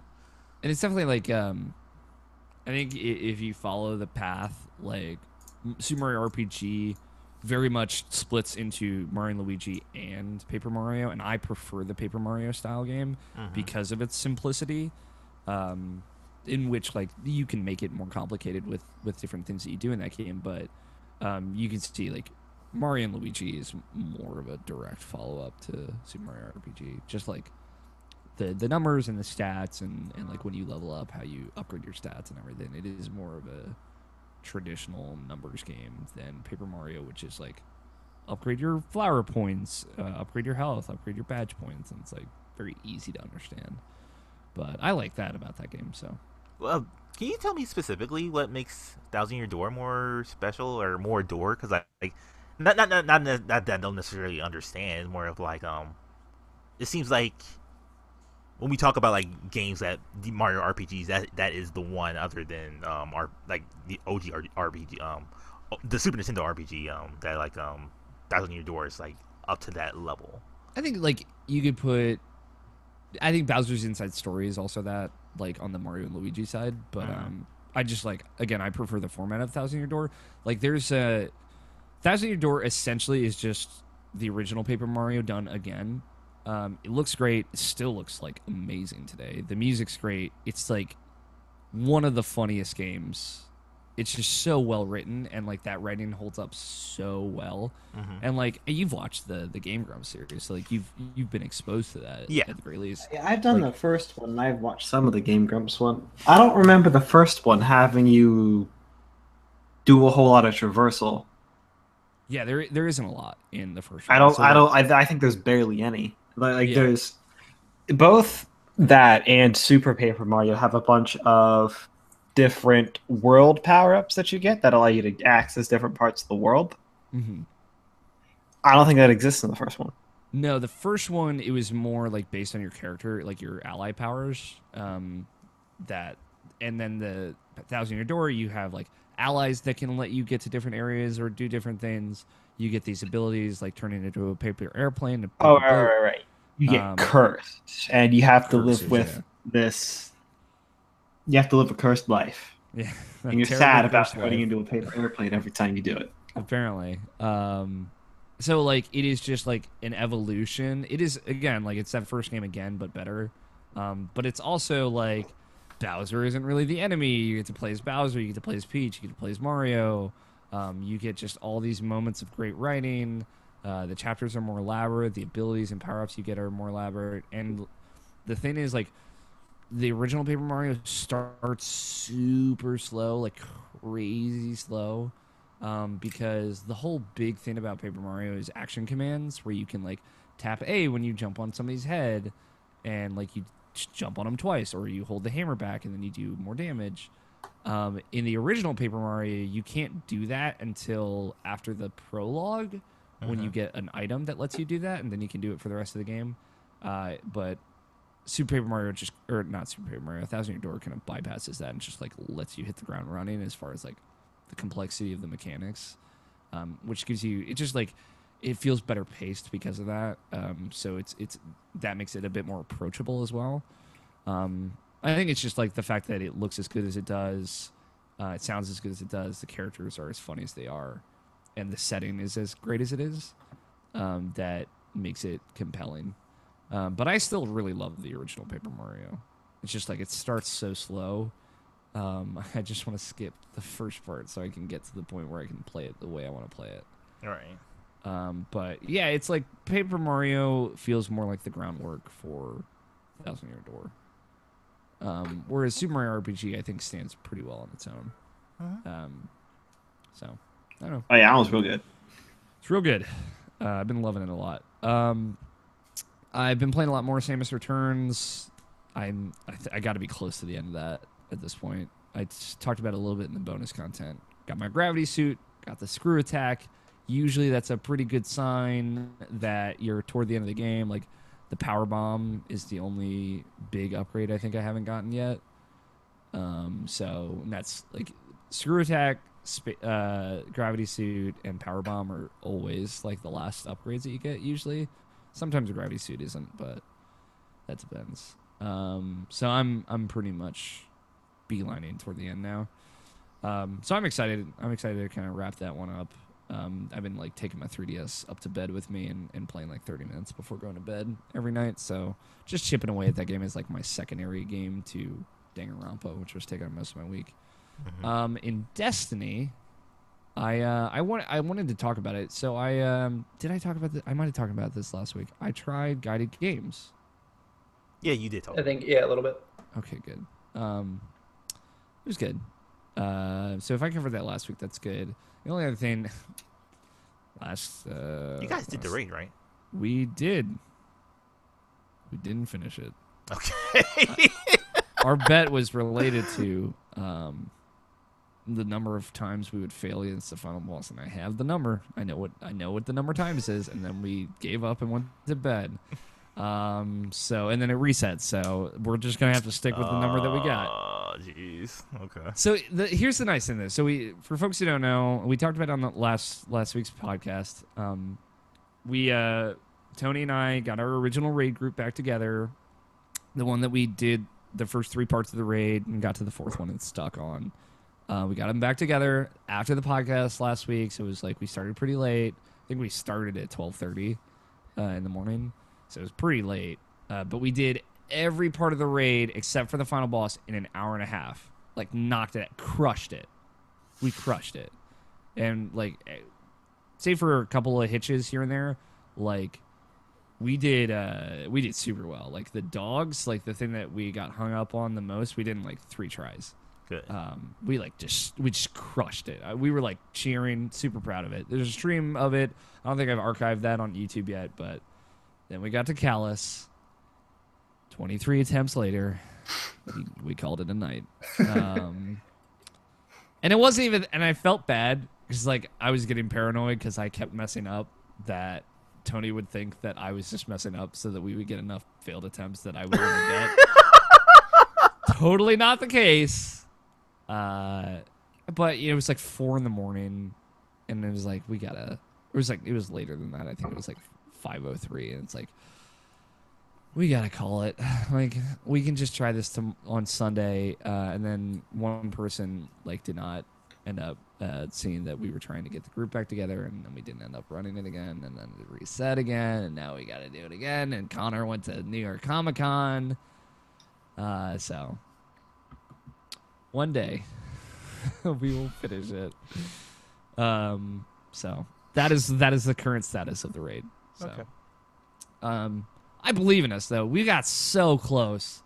Like, it wasn't like a point where we couldn't get through to the point where we do damage. Like, we did it multiple times. We got, like, a sliver of health left one time. Like, literally a sliver. And then we just ran out of revive tokens, so we couldn't revive anyone. If someone died, it was game over. It was like, no, we were so close. You were the chosen one. And then it was just like, it was so late. We were so tired. People were getting frustrated, so we had to call it. But, like, I have zero doubts that we can do it. Like, I think we really should. We should do it, like, at a reasonable time. Like, trouble is, like, we all have, like, really conflicting schedules, and most of us are on the West Coast. But now we should be able to figure it out. But that's really it for Destiny. I don't know. Faction Wars happened. We have a Destiny podcast for that, so we can talk about that later. John, video games. So I haven't gotten to play as much as I'd like to in the last week or so, but I've been playing a lot of Golf Story on the Switch because I needed something to play there. I'm probably like 3 to 4 hours in right now, and I think it's super awesome. I think Navashin talked about it a little bit last week. Mm-hmm. But it's just this, like, charming little game where it gives me this feeling of like when I was young and I played the original Pokemon on, like, my Game Boy, like, 'cause it's a top-down little, like, mini RPG with golf mechanics, which is weird but also delightful at the same time. And I've just, like, I'm not super far yet, but every, like, little character I talk to, there's a bunch of them that are, like, really fun. Like, in the beginning, you're trying to prove to this one coach that you're totally worth training, and he's just kind of an a-hole to you, where he's like, nah, you don't look good enough to play golf, or then, like, play this round and see how you do. And you do, like, an okay job on the round. It's like, yeah, it was okay. It's not great, but whatever. So, like, I'm really excited to see where that keeps going. Probably that's, like, my chip away game because it's just on a handheld, so I'll grab it here and there and play it. Besides that, last night I was playing. I played the new episode of Batman's Telltale series. The episode 2, The Pact. It was okay. Do you guys play any of the Telltale games? Yeah. So I mean, I was a big fan of the first Batman series, and I've not played the second season yet. Not that I've had a lack of things to play. Yeah. I think Nabashin, you had just, like, bowed out of this one. You're like, I'm good. Yeah. No hate, but, like, I'm good. How is that second season so far? The first episode started off really good. Like, it kept that momentum of that first season where it was strong. Still doing its own thing, which that was the thing I liked the most about the first season, is that like as someone who's read a bunch of Batman comics, seen all the movies, played all the games, you think you know exactly where that series is going, and then Telltale's just like, nope, this is gonna be completely different. Yeah. So they're still doing that. I was a little let down with episode 2. It kind of feels like, I'm sure everyone here has seen Spider-Man 3, where they just keep introducing villains. We're like, oh, here's Venom, here's Sandman, here's whatever. Like, it feels a little bit like that, where they're just kind of throwing in villains. Mm-hmm. However, there's still 3 episodes left in the season, so that could pan out to be a lot better. But at least for this short 2-hour segment that I played, it felt just a little too much, a little too soon. Here's a question: is Mad Hatter in this yet? Have not seen him yet. Okay, good. Fuck Mad Hatter, dude. Like, I like to think. I'm sorry, but what an uninteresting Batman villain Mad Hatter is, and like, there are a ton of Batman. I don't mean to cut you off, but there are just a ton of Batman, Alice in Wonderland villains, and it's just like, fuck this. Like, I think Tweedledee and Tweedledum or whatever. I think that's right. Like, they're a good Batman villain pair because they're usually paired up with somebody else. But like, man, like, I don't know why there's just like weird Alice in Wonderland obsession in the Batman universe, and I just don't get it.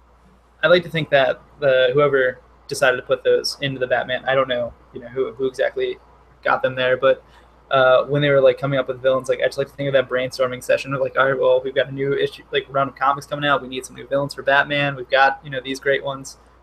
What do we got? And the first guy's like, well, I've been watching a lot of Alice in Wonderland, like with my kid or whatever.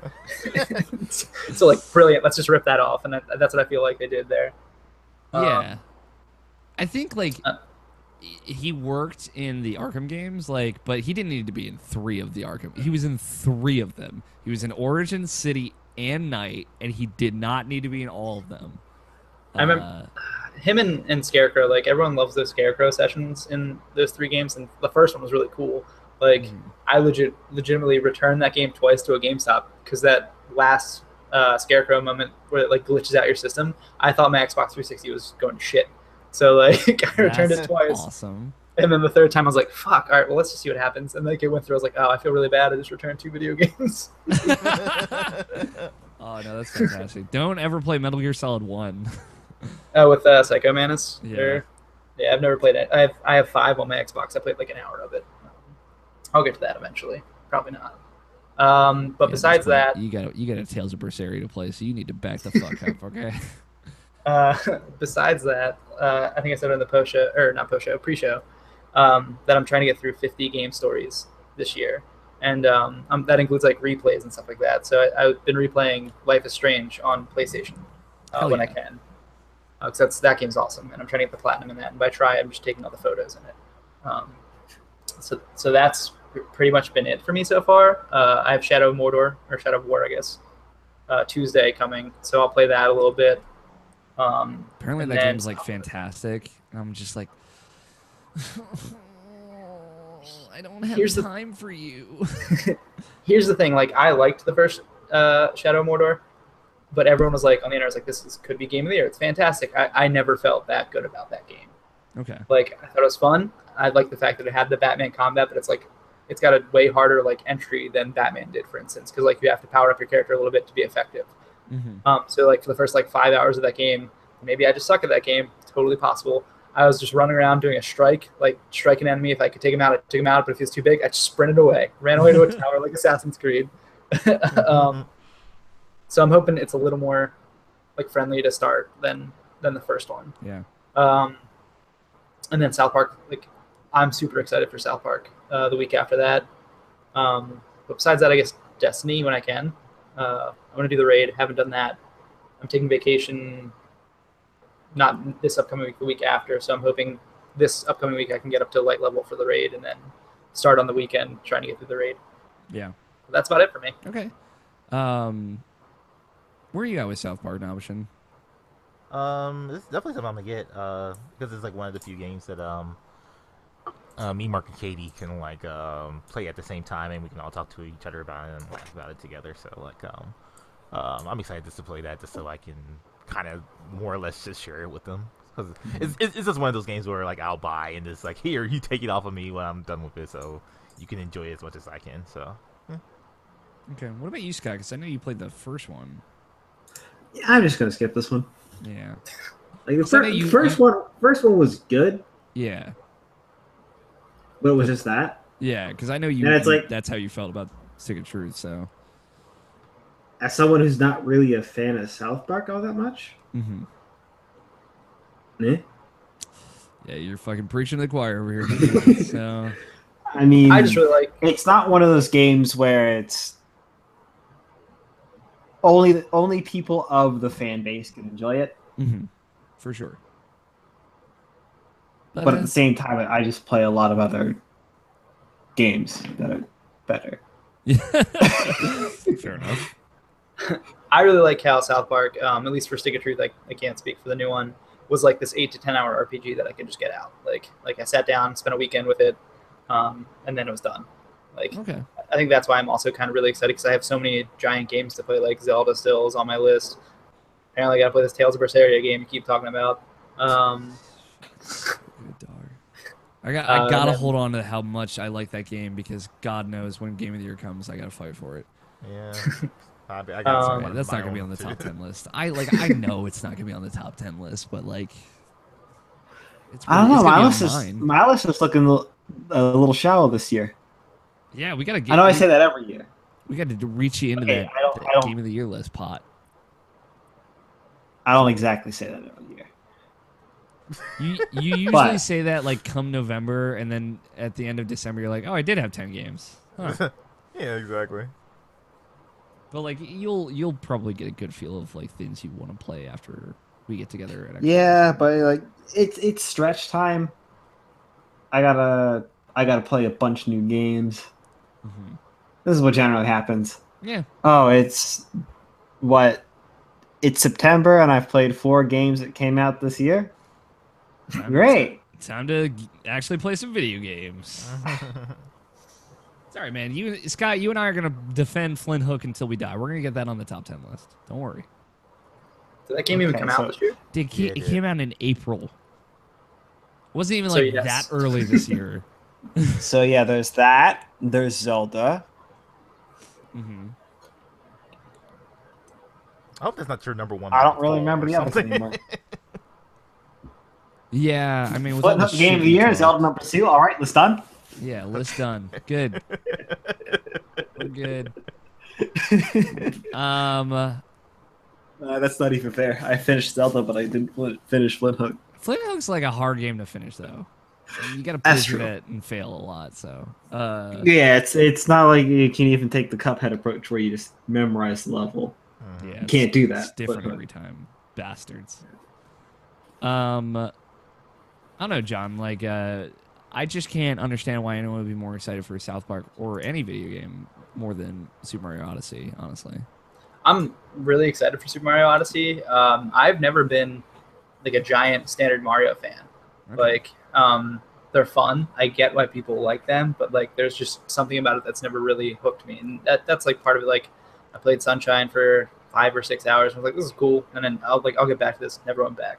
I played Galaxy 1 a bunch, and I was like, this is good.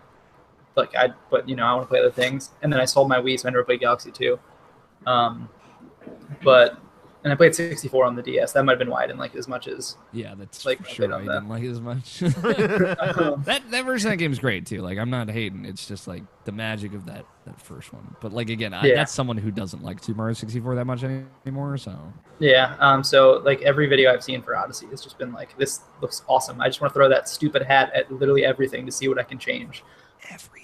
Like, there's gonna be a good just hour of me playing that game where I'm just trying to figure out what I can and can't do with that hat. Yeah, dude. So I'm excited for that. I wish it was coming out like a little earlier so I could have it on my flight to Austin, but I'll have to just deal with Zelda. So. It's cool too, because like Nabishin, the only thing like the only extra world that I've seen is like the beach world. Like I've seen like a little bit of that. Oh, the nipples thing. I mean, like I just see Mario on a beach, and I didn't really realize he had nipples. Like I wasn't like processing the nipples. But like that just means like I'm sure they probably showed more worlds than that, like They more did, yeah. new worlds, and I don't know what any of them look. I don't even know what they could be. I can't imagine them in my head. I just know like there's like the ghost world or whatever, and I then thought you were still talking about Mario's nipples. and Sorry. Mario's nipple, and then beach world, forest world, the desert one with the cold desert, because it's got the luchador guys. Not luchador, but you know what I mean. And the food world with the Hammer Bros with the chef hats on. I kind of remember that from the first trailer. And then it's New Donk City, and I think that's all I can remember. So there's probably more past that, I'm sure, that they've shown, and I can't even fathom what they could be. I'm very excited. I'm just like, that game is like, what, 20-ish days away, 23 days, 21 days away, 3 weeks from today. I'm so excited. It's gonna be great. That's my Halloween game. That's my spoopy game. Tell you what, Mine will probably be Oxenfree. So that's a good one. I like that game. So, I kind of want to play through that game again too. So, I think I'm gonna try and hop into the Battlefront beta this weekend too. See if I can see I how had that that is. downloaded to my PlayStation, so Same. we'll see. So- I don't plan on getting that game at all, but Oh, I do. I'd like to just know, like I'd just like to see it, I guess. But I'm such a Star Wars nerd that I have to get it. So it's- yeah, I mean, like I love Star Wars. It's just like that. I just like at this point, if I go play a competitive first-person shooter, I just want to play Overwatch. I've not played Overwatch in so long. A Halloween event starts on Tuesday. I'll probably jump in a little bit for that, but we'll see. I gotta get my Mercy skin. Mercy skin. The one character is guaranteed a skin every time there's an event. Yeah, dude. Because Mercy, best character. New Mercy, weird, but still best character. Anything else you've been playing, John? That like it's honestly like more of what's coming that I'm just gonna hunker down and play. But until then, it's just hopefully get through Golf Story this week if I can. I'm curious, like what are the big video game stories you've finished this year? The biggest ones, Persona 5, obviously. Okay. It took me 2 months to get through because of just work and such. And I go back. Persona is a game that lends itself to being played over a lengthy amount of time, though. Yeah, it was. I mean, it was great, and there was just like weeks where I'd be like, okay, I got to the point where it was like Monday through Thursday, I'm not touching Persona, and then like weekend comes, I'm like, all right, it's Persona time, and I'd spend 6 hours on a Sunday playing that game. Hell yeah. And my friends would be like, hey, do you want to go out drinking? And I'd be like, haha, no, I got to hang out with these Japanese teenagers who are just I need trying to to hang be out with my evil. real friends. I mean, like, there's been a lot of replays. Like, I went through Uncharted 4 again, and even that second time, I was like, this game is still hitting me pretty well. I have to think. Give me 1 second. I have my list on my phone, and I will be able to tell you. Yeah, man. I'm trying to think. Like, Speaking I haven't of really. replays, I went back to Witcher 3, by the way. Yeah, I've been thinking about how's doing that? that too. How's that 4K, dog? Yeah, it's real good. Real Yeah, good. I bet. I watched in the article, like Eurogamer Digital Foundry did an article, like just a write up of that news story, and at the bottom they had like 4K PC footage, and I watched that. I was like, just like what? Like my mind exploded. Just as it was like the greatest looking thing I'd ever fucking seen. Alright. So fuck. Go ahead. Okay, I have a couple here. I'm gonna try and get through fast. All right. Horizon, obviously, I'm sure you guys have talked about the game to death. That game is so good. Actually, we have. I played through Rhyme because I like those like little puzzle games. Because I did Last Guardian last year, and I was like, this game's not great, but like I love this like the emotional storytelling it tells without using words and stuff like that. And Rhyme was like a poor man's version of that game, but it's still fun. Okay. I I don't know what a poor man's Last Guardian looks like. I'm gonna be honest with you. it was prettier than Last Guardian just because like it didn't take 17 years to make, but Sure. it didn't have the same amount of emotional depth as the Last Guardian for me at least. Emily is Way 2, which I played in like an hour and a half. That was really cool. That game is just super nostalgic because growing up as a teenager using AIM to talk to all your friends and like going back, it's like a time capsule. Tacoma, I forgot about Tacoma. Did you play Tacoma? Because I know you were thinking about it. I want to still. I haven't yet. I was like put off of it from Logan's review on the site, so It's not as good as Gone Home, in my opinion. I still enjoyed it. I think it's worth playing maybe when it's like on sale for like $10 or whatever. Okay. And then there's two that I want to talk about. One's a game from last year, 2 years ago, but this one is Night in the Woods from this year. Cannot recommend that game enough. It's such a good game for, like me personally. All my friends went away to college, and then I stayed at home and went to community college, and like being in your home like town while like all these people are gone, it feels different. Like you're growing up, but you don't really know what's going on. That game fucking nails it. And it's good. That's the game I legit have to be before the end of this year. Yeah, me too, dude. That's my one. I have to. I bought it. I'm going to play it. I just have to find the time for it. Yeah. Like I played that game over like 2 or 3 nights, and I was like, holy, like this is my life. And I was 19 and 20, like hanging out with like whatever friends are around. And like, you know, you're going through your own personal crap where you're just trying to figure out who you are at that time in life.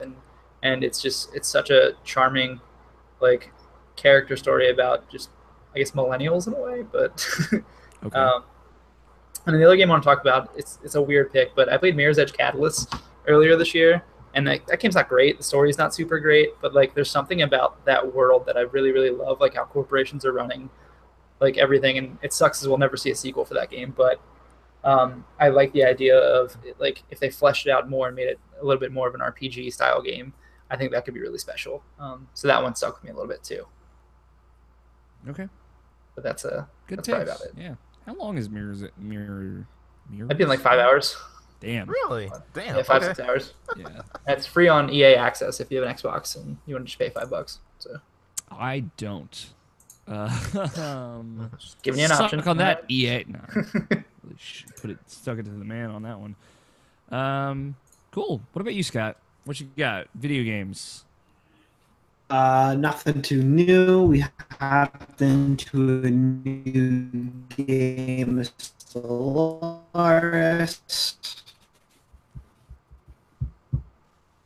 The old one that we were playing before, Ska Lost. That's Still Machine People. still Machine People. Rest in peace, Still to my good. Machine brethren. This time, interestingly enough, even though it never happened before, you can't win before the crisis happens. Okay. Okay. So, in order to win now, you also have to have a percent.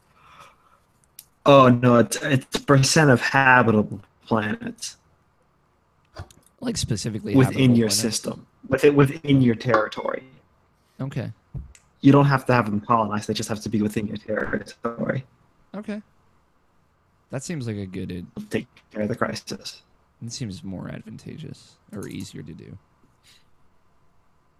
I'm glad that you rep the Stellaris brand, Scott. Somebody has to. You and Austin Walker out there just telling the truth about it. Anything else you playing?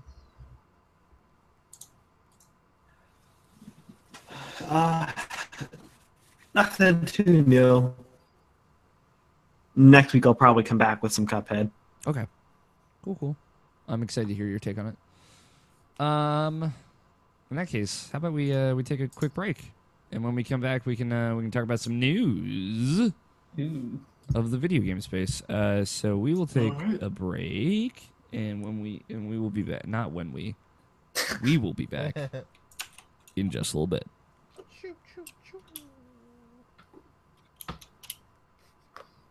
And I have to pee. Yeah, me Timed up too. perfectly. Jeez. Calm down, Thane. All right, I'll be right back.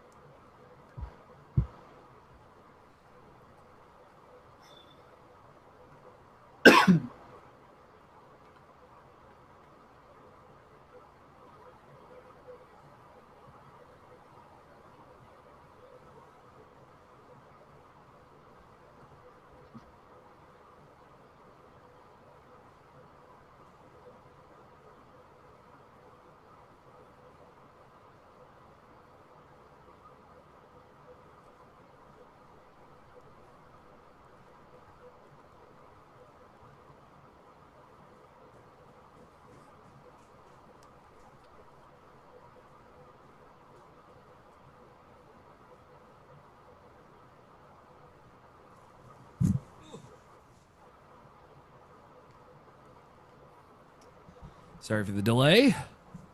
Ethan had to show me a very funny Saturday Night Live sketch. Is it David Pumpkins? No, it was a digital short where Ryan Gosling was haunted by the fact that the Avatar movie font was papyrus. I heard about that one, yeah. It's fucking really good. Like, it's a font joke, and it has Ryan Gosling in it, so it's like great. Oh, Isn't it just a font joke though?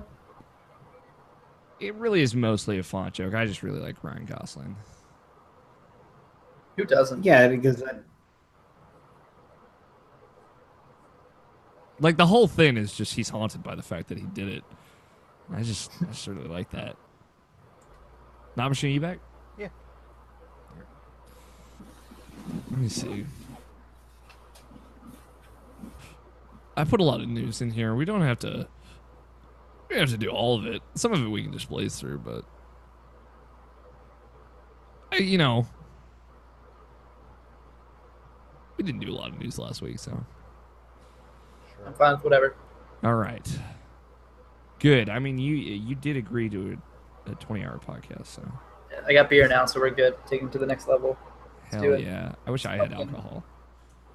Although not that I can drink that much. That's pumpkin beer. It's great. It's October, Alex. It's the greatest month of the year. All right, even though it's 80 degrees outside. Yeah, it is way too warm for this shit. It was like cold a couple days, and I was like, I'm into this. I remember this. Sweater weather is fantastic. Hell yeah! I got the long sleeves rolled up right now.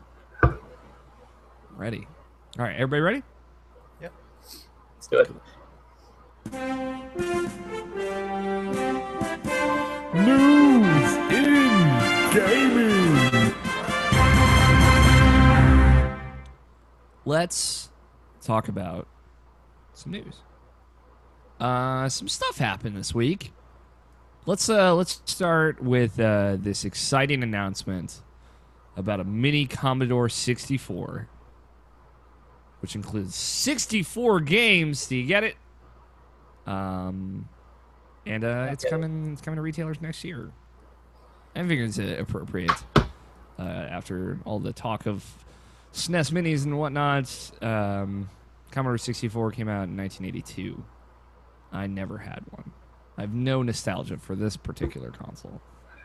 But wasn't this the system that like you could program on, like way back in the day?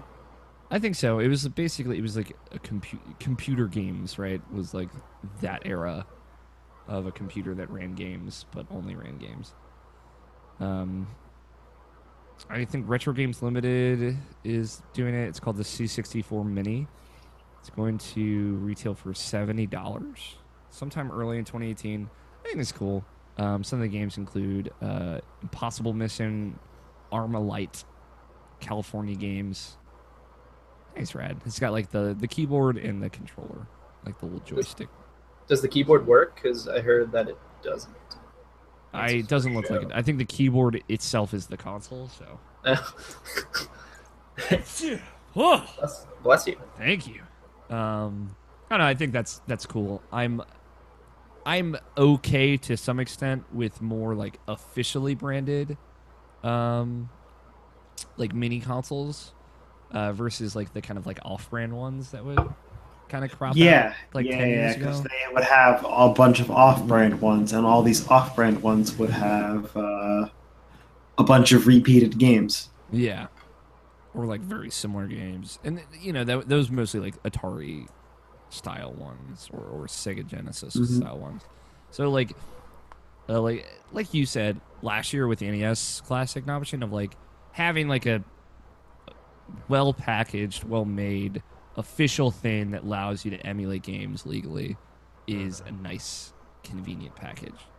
And you know NES, like the whole complication with supply and demand with that and all that sucked, but I think it's okay as long as like you know because like going forward I think like this is reaching a very specific, a much more niche audience versus NES, which was huge when it existed and they should have made more, but it seems like they've learned their lesson with the Super Nintendo. So sorta, because like still some people haven't gotten them, even though they've already bought them. So yeah, like the struggle's still real out there. Yeah, it definitely seems at least more attainable. For sure. And they've said like they're putting the NES Classic out again next year, and the Super Nintendo Classic will be keep going for a while to come. Currently, so I just want the N64. Transparency. I want an N64 one too. I had a Sunday Chats question on my weekly write-up this past Sunday from Harold Price, friend of the show, and he was like, name 10 games for an N64 Classic, no rare, no licensed games, and I came up with like 12, I think, and I was into it, man. Like his point was that he doesn't think the N64 is very good, and people hate on the N64. Whatever. But Army Man, Sarge's Heroes. Oh shit, dude! I remember that game. 8 times, then get 2 other games on there, and we good. And it's like Ocarina of Time and Mario 64, I guess. if they're okay, they're no Sarge's Heroes though. Yeah, dude, that game was bad. That Army Man game. It was like 7. Yeah, dude. Dude, we need to get Glover on there pronto. That's a bad game. Snowboard Kids. Yoshi's Story, man. That's all you need. 2 Zelda games and Yoshi's Story. Hook me up. Let's see. Neo's coming to PC, which is cool. It's gonna have 4K support. Hey, Scott can play it. I could play it. I think you'd like Neo, Scott. As long as you don't let Tony tell you how broken it is, and then you're like, well, I was so frustrated with this game, and now it's too easy. I should finish that game. I got so close. I won't. I'll tell you that right now. I will not finish Neo before the end of the year. I mean, it's just like being a magic user in any kind of Souls game. Super true. Fair point. Be a magic user in this fucking not Souls game, and it'll still work. But I think that's cool. Like, it's, it was PS4 exclusive. It's called Neo Complete Edition. Includes all the 3 DLC expansions that they've put out for Neo so far. It's coming out November 7th. And it's going to support up to 4K. I bet that game's going to look hella good in 4K for sure. So that game is still great. Like, it is a very good game, so it is worth playing, even if I have more frustrations with it than like a Dark Souls. Not fair to always compare them back and forth, but we do anyway. Fucking compare everything to Dark Souls. I did ask Ben about that because Ben Moore from Easy Allies, because like right before he found his Neo reviews, like, hey, the Neo review is about to come out. And, I've just made a joke, cause like, how many, I was like, I can't wait to read your review that doesn't mention Dark Souls whatsoever. And he's like, sometimes you just have to call a spade. And, that's kind of what Neo is. I've heard that term so much recently. Sometimes you have to call a spade, and I'd never heard it before until like last week, and I've sworn like 7 people have said that. So it's an idiom I just came out of nowhere. Spade's a spade, dude. God, It's a small fucking shovel. Like, I don't know what you want me to tell you. It's like a hand shovel instead of an arm shovel. It's like it just got popular overnight. Like, everyone got that memo but me. So I don't know what else you would call a spade though, so I don't really understand where the idiom comes from. A trowel. Okay, fair. Those are 2 other things you could call it. All right, guys, calm down. Don't need to attack me. So I'm maybe you're more familiar with this machine, because I didn't even know this was announced until I was going through news this week. Sony has announced a new model of the PSVR helmet. Mm-hmm. I didn't know that. It says, like, this come from the GameSpot article that I pulled up here. It doesn't have many headline new features, but it does contain a number of small enhancements to help improve the overall experience. Sony says the new model has an updated design that enables stereo headphone cables to be integrated with the VR headset, and a slimmer, streamlined connection cable. The headset's processor unit now supports HDR pass-through, meaning you don't need to disconnect the unit in order to have PS4 in HDR. So, like, before, your PS4 would have to be plugged in directly to your TV to do HDR. So if you had PSVR, you'd have to unplug it from the breakout unit and plug it into your TV to do HDR, 4K, all that stuff. So now you don't have to do that. And Sony said the feature can only be used when the VR headset is switched off, of course. So it seems, it's definitely like minor stuff, but a slimmer cable, and HDR pass-through makes more sense for like the PS4 Pro and kind of being alongside that. No word on if that's coming to Europe and Australia as well. I wonder if you could buy that breakout box separate too. I don't think so. Yeah, probably not. Yeah, a minor story. I guess it wasn't as big a story as I thought it would be. I just saw that headline. I was like, oh, they got me with that headline. Still want one? I do. But, like, at this point, like, I'm probably better waiting for PSVR 2 or whatever it'll end up being. I think it's time, too. Yeah. And, like, there's, like, I'm still in a good spot where like if I buy it at any point, I'll have a bunch of stuff to kind of play on it at any given point. So. And then you just started adding VR stuff to PlayStation Plus, so we'll at least have rigs and whatever they have in the future. Hooray for rigs! Single tear falls down Tom Hawkins' face wherever he is. Oh, that's right. Tom was so excited for that. Yeah, dude. I think miss you still really Tom. like that game. Yeah, remember Tom Hawkins? I'm sad. My sweet husband. Man, I haven't talked to him in a minute. I know. Let's just get him back on the show. I haven't talked to him since I asked him like if he's going to Kind of Funny Life 3, and so he couldn't. We had a good talk. Yeah, after man. that. He had to go to E3 and be a fucking video game developer now. I love that boy. Wherever you are, Tom Hawkins, my love goes out to you. Xbox is they're starting to roll out their game gifting feature, which I think is cool. You know, we'll throwing it out there. Any listeners out there want to? No, I'm just kidding. The Wii did it for them, so you know. Yeah, well, wait to catch up Xbox. Wait, finally, Nintendo did something first. Once. Fucking stupid.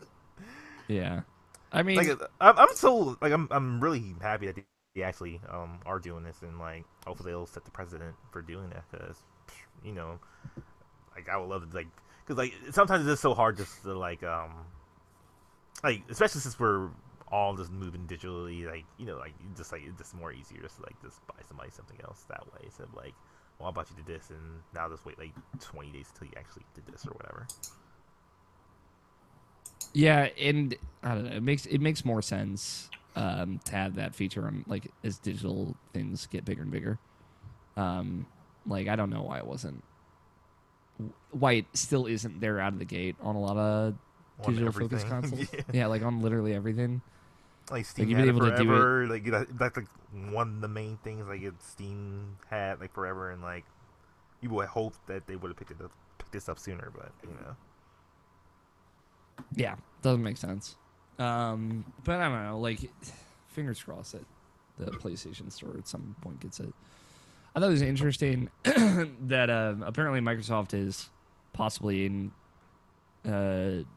talks with Blue Hole. I always want to call them Blue Point, but that's a different video game developer.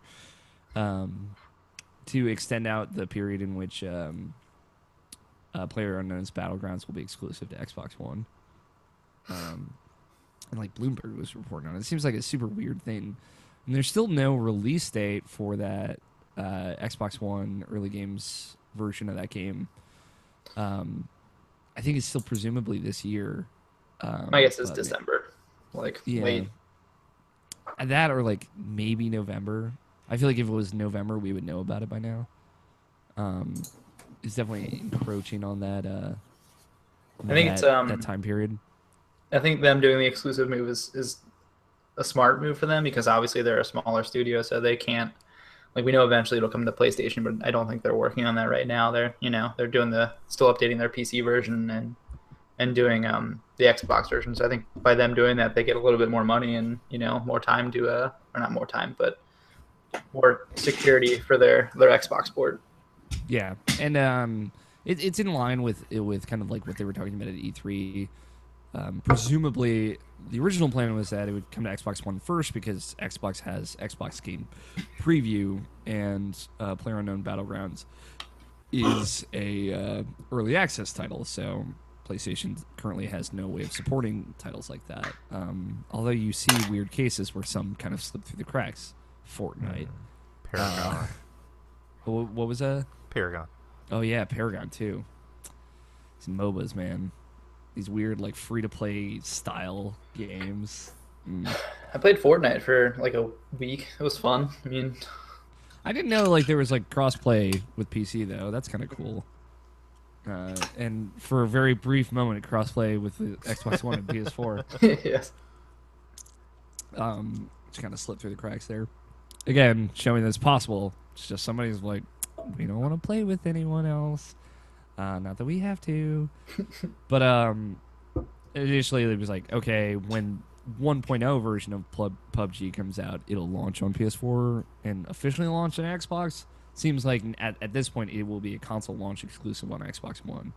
Meaning when the 1.0 version comes out, it'll be a little bit before it comes to PS4. I wouldn't be surprised if Microsoft ends up buying them. That'd be a shrewd move. If they're trying to like grab developers, though, I mean, you look at Sony and their stable so big and rich for all their single player content. If Microsoft's trying to buy new IPs, it'd be a smart move for them. Absolutely.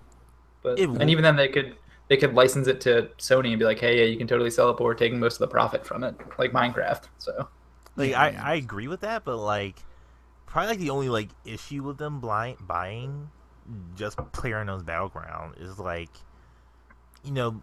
the game is like kind of just a concept, and it's just something that like, like you just seen from Fortnite, like it just like blatantly just copied it. So like let's say, I don't know, like Gears of War, like made a version. I was of literally gonna say Gears of War does a battle round mode. Yeah, so it's just like, does it really need to be like an exclusive? Yeah, it'd be a risk, but I mean, like, it's might be one worth taking. So I don't like. There's also, you can see a lot of potential in Bluehole as a development studio. People like know their name now. Like 10 million units sold in a year from a completely unknown developer is like exceptionally rare. Like, off the top of my head, I can't think of anyone else that's done something like that. So there's enough buzz around that team, even if they did have some questionable press last week with their whole like discomfort toward Epic and their Fortnite situation. But I think that team shows a lot of potential just as a development studio going forward. So that could be a good idea. Like, just like buying Mojang for Minecraft was like a really great idea for Microsoft. Like, that's literally just a fucking money train for Microsoft. Like, they can roll the Xbox division off on that money right there, because that Minecraft money ain't never gonna stop. So I don't know. It could be a good deal. I think that's a good idea, John. If I was at Microsoft, if I was Phil Spencer, I'd be very handsome. And have some sweet T-shirts. You have some sweet T-shirts. If I was Phil Spencer, I'd make another real Banjo-Kazooie game. That's all I'm saying. Whatever, man. You got Voodoo Vince. That came out this year. I've never played Banjo. Well, it's great. So, fuck Voodoo Vince. Voodoo Vince is fine. I just want to take a moment to say that Turtle Rock Studios made a new video game. It's a VR game. Comes out on the 11th. And I like Evolve. I was going to say, will it be as memorable as Evolve? Or I never forgot Evolve. I don't think that's true. It's true, there were probably days where I was like, I don't know what Evolve's all about. I remember the good old days. Jared Green, Jacob Bryan, and I rolling up on that monster, just fucking its whole day up. It's VR. It's designed like around Samsung Gear VR, so it's not like crazy complicated. It's cool though. Like, it seems like a turn-based fantasy role-playing game. So it seems like a cool adventure game. So, I don't know. I just wanted to take the time to say that Turtle Rock was making a game, and that I'm like watching the trailer now too. It is like, it kind of reminds me of Earthbound in the, like, it's the first person, you're looking at the monsters, and you're attacking them one character at a time. So, I had some stories here that don't matter. Like, this is a new PlayStation update. Fucking 5 minutes. So is now a good time for a small aside? Sure. Did you ever check out that the other game that I mentioned? Yeah. Not yet. No. All right. Aside over. Aside complete. So aside over. No, I saw that it is on Steam though, so I'll probably get it there. I guess Danganronpa is gone. Was it for Mac? Yeah, it's PC and Mac. Not on Linux though. Weirdly enough. No, I'm just kidding. Like, no one plays. No one. No, I'm not gonna. I would feel sorry for you if you gamed on Linux. Yeah, no one's running that SteamOS exclusive console. I just don't believe it. Maybe. I don't know. There's a new version of Street Fighter, guys. Surprise! They got us. Street Fighter Didn't Street Fighter 5 come out this year? last year. Okay, thank God. Like what? I listen, man. I was like thinking about February. I'm like, shit, was that this February or last February? So Street Fighter 5 Arcade Edition. Ooh, Pierre's was gonna be leaked mad. and then announced. Well, Silver PR is probably gonna be mad about it, but essentially, if you have Street Fighter 5, you get this for free. Okay, never mind then. So, Yeah, like it's not what everyone's really thinking it is. Like it's not like if this is Super Street Fighter 2, or even Super Street Fighter 4 that came It's out on PlayStation 3. It's just basically just the Game of the Year edition, more or less. yeah. But It wasn't a Game of the Year. So here's my question: like, so if you have Street Fighter 5, you're upgraded to Arcade Edition. You'll be updated to it when it comes out, January 16th, 2018. But if you don't, you can get all the DLC characters in there for $40. Like, what if you paid for both season passes? Like, I like, if you didn't pay for both season passes, do you get all those characters for free anyway? I don't think it's the characters that you're getting. I think you're just getting the update. Like Okay. the updated, like I think there's new V triggers and stuff like that. Yeah, there's Some new other V updates. triggers and mechanics, kind of like what they do with Super Street Fighter 4. Yeah, I don't think they're giving away their characters. I don't think they're just doing that. It says, I guess, like if you bought Street Fighter 5 Arcade Edition, you get all 28 fighters. So I guess if and it's $40, you know. So this really is pretty much 1-to-1 Super Street Fighter 4, which, you know, they said they weren't going to do this, Yeah, but it does make a lot of sense. I think Super Street Fighter 4 helped Street Fighter 4 a lot too. So, so for those who already own Street Fighter 5, all the new gameplay related content, arcade mode, extra battle mode, and second V trigger and galleries will be available for a free in-game update. So I guess, yeah, you'd still have to buy the characters with fight money or separately. So there's like an extra battle mode, so you can fight against unique enemies, like Shadowloo soldiers, which I guess sounds like a Street Fighter thing. Arcade mode, which is to commemorate the 30th anniversary of Street Fighter, which is cool. The story pass of the 6 Street Fighter games. That's actually pretty rad. And the comic book panels of all of those. And what's cool is second V triggers for all the characters, which I think you select that before you select that before the battle, so you choose which V trigger you want to use, which makes sense. I think my main question for specifically this edition is because it's funny it's called the Arcade Edition, but like, is this actually coming to arcades finally? I Because believe it isn't. Because like, yeah, that was one of the main downfalls of Street Fighter 5 is there was no arcade there was no arcades in like Japan or whatever, so like, you know, playtesting stuff like that, that's kind of like why it was the way it was. So I'm just curious, like, or it's something they should do, but like I don't think they're gonna do it, but probably something they should do. I don't know. I would want them to do that because I know of all the arcade games that are still popular in Japan, Street Fighter is definitely up there. So I don't know. It's cool. I mean, they got this big fucking long hair Akuma is the art for it. Long hair Akuma looks pretty cool.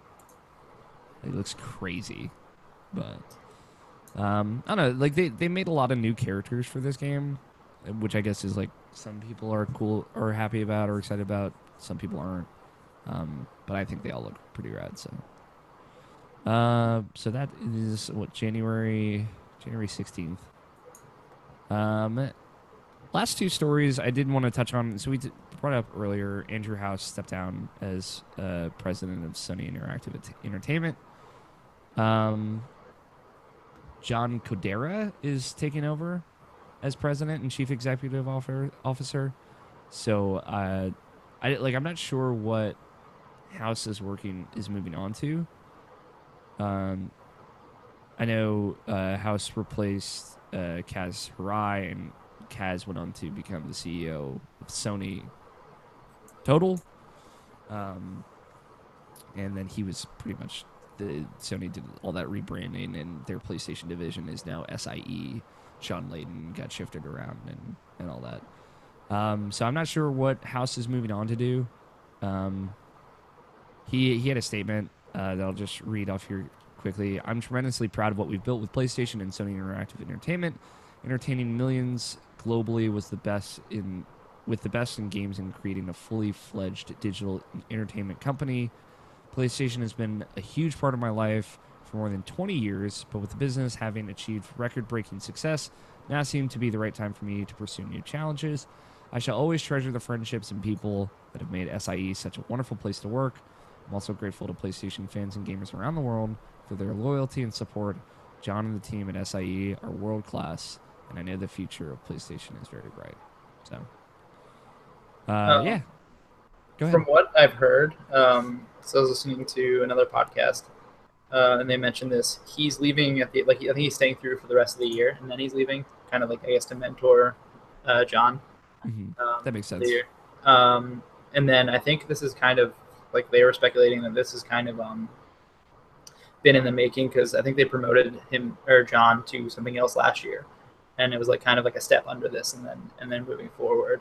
But yeah, it's weird. I mean, Sony's been making a lot of changes over the last 2 years. Jack Tretton left. Shuhei has been, I feel like, more in the background than he was in previous years. And Boys left as well. Yeah. So I'm interested to see what's next for Sony. Hopefully, it's not an overhaul that goes to like 2006 Sony, where they're like, hey, you can get a second job for the PlayStation 3. Yeah. And hopefully they keep doing what they've been doing for the past 5 years, which is listening to gamers. So. Yeah. Hopefully.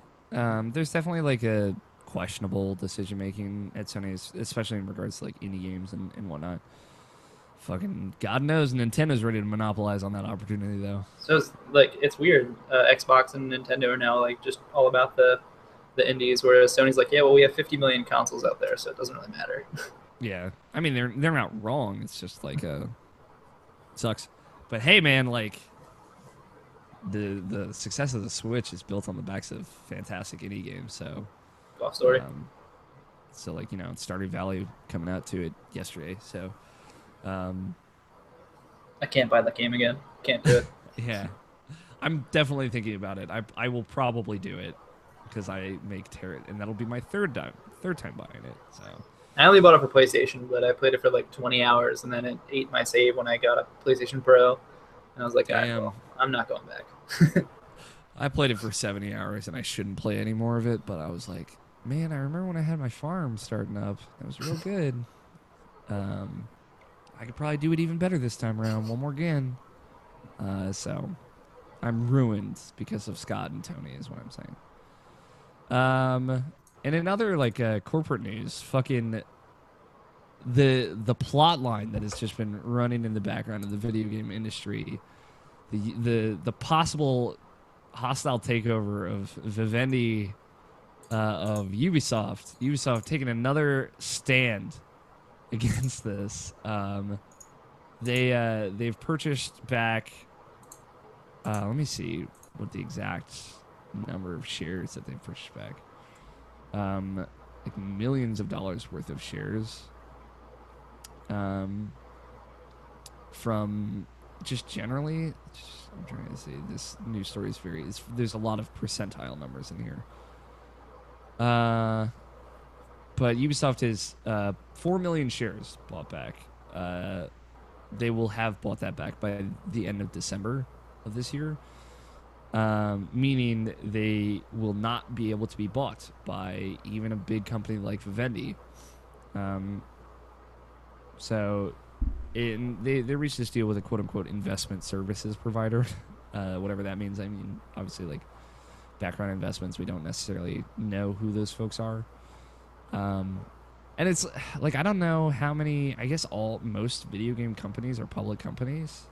I think there are some that aren't. Like, I don't know if Sony is explicit. I think Sony is, like, as a, like, giant organization.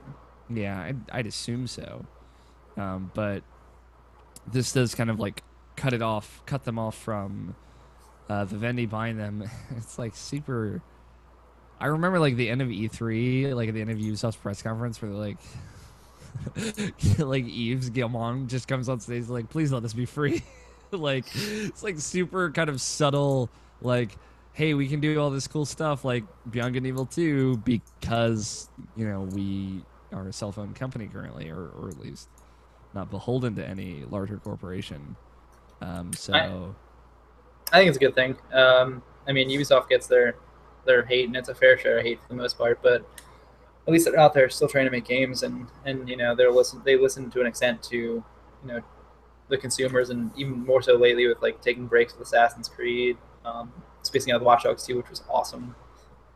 So I hope that they keep following that trend, but who knows? They could go right back now that they have their company share again. So yeah, I still think of the big publishers, Ubisoft is the most likely to take risks, which is interesting considering like they are probably like the small dog of the big three, and like I would even say like 2K is probably bigger than Ubisoft at this point. Just because Grand Theft Auto alone, Yeah, it's riding on that Grand Theft Auto wave of like just liquid cash, man, and like Red Dead's coming out next year, and it's just they're set again for years and years and years to come. And they like outside of that, like 2K, like what they put out, XCOM. They published XCOM. Borderlands 3 will be hopefully next year. Yeah, true. And like then like 2K, NBA 2K, and like that's it. Like 2K doesn't need to publish anything else because they can ride that Rockstar wave. So like Ubisoft, you know, with how they brought back Far Cry with Far Cry 3, and you know, like you said, Assassin's Creed, and they continuously do weird stuff like Rayman and Just Dance. Like they have enough things that just make them money so that they can do the Siege, the Division, Wildlands, like just offshoot. And you know, I know I talk a lot of shit about Wildlands, but it is like at the very least it is like different than anything else that they're making. What with like being a massive 4-player co-op world to play around in. And a lot of people like that game because God knows it's sold super well. That's a game I literally forgot existed. Yeah, that came out this year, Nobishin. Fucking, it's like the third best-selling game this year total, which is absurd. So, yeah, I don't know. Like this is good. I you know, only time's gonna tell what they do with that kind of more confident freedom that they'll have going forward. But hopefully, it's good stuff. So. Good props to Ubisoft. Congratulations, Ubisoft. You dodged corporate ownership. Now we're gonna get more Just Dances. 12 more Just Dances a year. One a month. One a month. All on your iPhone and on your Apple Watch and like all of your like small like we're coming to Gear VR as Just Dance. It's like whoa, okay. It's coming to Zune. Coming to Zune, finally. That's it for news. That's all I got. Unless anybody else has anything else. That Red Dead trailer last week was lit. Sure, I'll take your word for it. Ah, so good. I'm so excited. You guys want to take a peek at the mail sack? Do I? I mean, nah. Let's just go straight to Twitter. Okay, that's where we get the questions. This is where the hard-hitting questions come from. Like this one, remember you can tweet your questions at IrrationalPod with the hashtag IPQ. I scheduled tweets this time so that people would know when we're recording and that we could tweet questions. But we got one from Logan Wilkinson at Lefty Logie. Loggy. Loggy. Man, I don't know. I'm just keep making fun of his Twitter handle. He says, SNES classic game you've played the most and why is it Mega Man X? Which is actually true of Nobishin, so I thought that was a good pick. Is that the one you played the most, Nobishin? Yeah, I beat it as soon as I got it. Have you beaten it like twice now? Yeah, twice. Damn. I gotta go and beat Sigma, don't I? Yeah. Pro tip. Here we go. You know his claws that shoot lasers through his hands? Just stand like a little bit off the claws and like just try to shoot him anytime his hands like go near his head. That's it. Okay. I'll give it a shot. Yeah, just stand like on the corner. Kinda like when Sonic's like on the corner, he does a little like I'm about to fall off animations. Try to stand like by the end of the corner of his claw and just shoot from there, and you'll be fine. All right, I can probably get back there. I have to beat that whole game again though. I'm very bad at it, so. For me, yeah, Super Mario RPG. We talked about that earlier. That game's very good. What's your favorite SNES classic title, John? Well, I have not played the NES Classic at all. But Super Nintendo Classic. I meant to say, but here we yeah, it's probably the Zelda that's on there. Which Zeldas are on there again? go. Link to the Past. Just Link to one. the Past. Okay, that's the only. I'm pretty sure I played that on my 3DS. So there you go. That one. Damn it. That game. I had a Genesis. All right, I didn't have the SNES growing up. Fucking not, man. What's your favorite Genesis game? I swear to God, if you say Sonic the Hedgehog, I will slap you. Sonic's up there. As a kid, I loved it because that was like me and my sister played that one a bunch. I really didn't get super into games until PlayStation 1, and it's gonna be an odd one. Twisted Metal 2. That's what did it for me. All right, being a 7-year-old driving a giant tank around. That's what. Ain't That's what nothing got me wrong into with video Twisted games. Metal 2, my dude. So Or Axel with the dumbest vehicle in the world. his arms, you mean? He had the 2 wheels and then just the arms connected to it. I loved playing Axel because his name is an anagram of mine, so I'm a fucking nerd. Come on, what's the number one Genesis game? It's got to be Sonic. I mean, from what I remember from that time, Which that's probably one? what I played the most. Which one? Sonic 2. Good choice. And I know Scott doesn't have a Super Nintendo Classic. That's the only reason I didn't ask him. But he's with me. Link to the Past. Come on, fuck with me. So Jake Nichols has committed to the Halloween themed name on Twitter in a very hard way, and his name on Twitter currently is that dog from Silent Hill 2, and he changed his Twitter picture to the dog from Silent Hill 2. Jake R Nichols says, "Are there any games you wish you didn't play this year so you could devote that time to another game?" And then he just follows up immediately with Mass Effect Andromeda ? That's a good one. That is a good one. Nabashin? I feel I put a lot of things on hold for Mass Effect Andromeda in particular, which was Zelda and Horizon.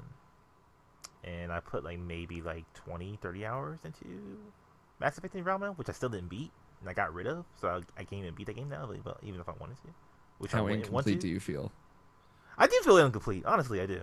I at least I wanted know to that see it feeling to 'cause you and I are similar in that I hate not finishing games. Yeah. So I do want to at least see it to the end. I'll rebuy it eventually when it's $2 because it will be $2 eventually. Probably next week. Yeah. Yeah, I felt that game really wasted my time in a lot of ways. Unfortunately. I really don't even like to think about it this year. I really don't. As far as good distractions, I have a lot of good ones. And I will put Marvel vs. Capcom Infinite above Mass Effect Andromeda. That game really pissed me off and was a real disappointment to me. yeah, I It mean, was a luckily, real bad video game. at the end of the day, you still have all these great games though. So Oh yeah, if I had the time, I will play Mass Effect 1 again. I still need to platinum that game. That's the only one I haven't got my thing for, and I will love to do that again. I just don't have the time, and I miss it. I miss Mass Effect so much. I really Yeah, do want to dude. play that game again. Those games again. Yeah, I me just too, don't have the time. just fucking put them on PS4, guys. Just do it. It's the one remaster everyone wants, but EA is like, nah, we're not gonna do it. Yeah, fucking. It's so weird with these companies. It's Yeah. so fucking weird. It's Activision doesn't do season passes for fucking ever, and then it's and then It's EA just Just the do a the Call of one Duty season pass. Come on. yeah, because people just want the map packs, and just you can't do it, and it's well fuck, and then it's with EA, it's when everyone else doing remasters to shit, EA's we're the one company that doesn't want to do a remaster, so it's fuck, come on. Yeah. I don't know, like you could it probably like hire Blue Point, find wherever they are, let them just port Mass Effect 1, 2, and 3 to PS4 and Xbox One. It probably would take like 6 months. You make a quick mill or two, you'll be set. Like, come on. They're doing Shadow right now, I think, right? Shadow of the Colossus, yes. That Yeah, remaster. they are. So maybe after that Remake. remake. That looks great. Oh, man. Blue Point did Mass Effect. You know they look good too. They did the Nathan Drake collection. That turned out pretty good. So Yeah. Sony's got that Blue Point money. I tell you what, like, it's like them and Sanzaru. They know how to. Those guys know how to make games, like remaster games. give me a Sly 5. Do it. Please, just do it. I know, like, it's not gonna make money. I don't care. Just give me one more. They'll get. And I always said that about Sly 4. And, like, at the end of the day, I'm okay now. I did get my Sly 4. I'll be happy.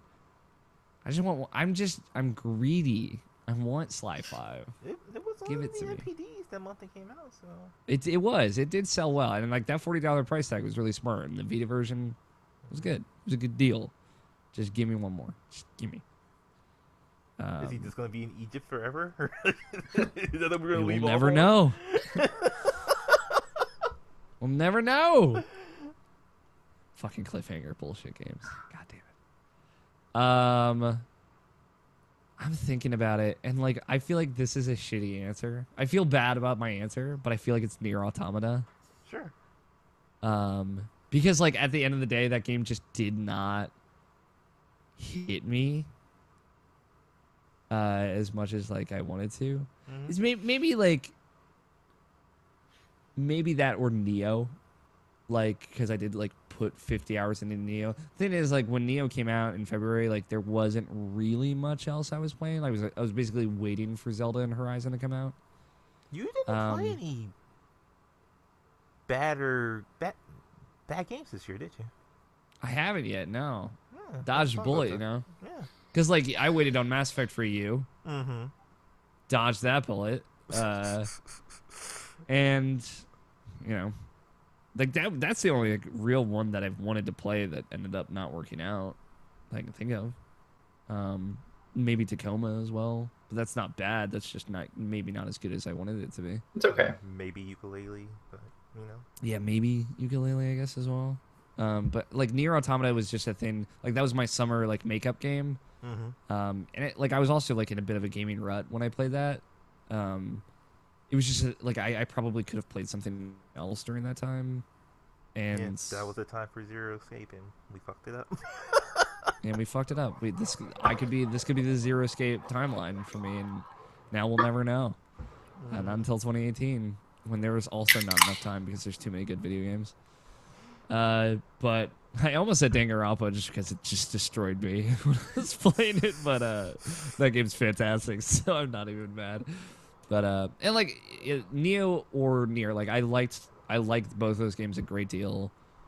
One or either of them could maybe end up on like the low end of my game of the year list, but like I could have probably just used that time a little bit better. What about you, Scott? Do you have any? Nope.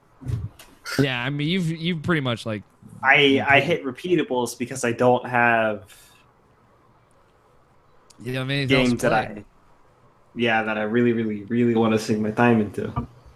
Dude, you gotta play Mario Odyssey. You gotta find a way though. So excited. Get a Switch, Scott. Get a Switch, Scott. Do it, Scott. Can people find Switches? Here's a question. You can They've play been- Stardew on it. That just came out. They've The last time I went to a Best Buy, they did not have a Switch. Okay. they've been more available on Amazon. I see like the notifications. pop up. And Okay. the last time I went was under a month ago. Okay. I imagine they would probably be still difficult to find in a retail store. They're Um, plentiful, I would say. Just like go on the right, pretty much the day that they like Tuesdays. If you go there on Tuesdays, they usually have them around that time. So I think that's when they get their shipments in. yeah. John? Mass Effect is a great one. I mean, I want to go back and beat it, and I have it downloaded to my Xbox, but it's totally lacking that feeling for Mass Effect. Like Mass Effect has its own unique feeling. It's a big universe, but it still tells these nice little stories that make it feel relatable and full. Whereas this one is like, hey, there's problems going on, but Who you don't fucking really care. cares? Yeah, like so that's a good one.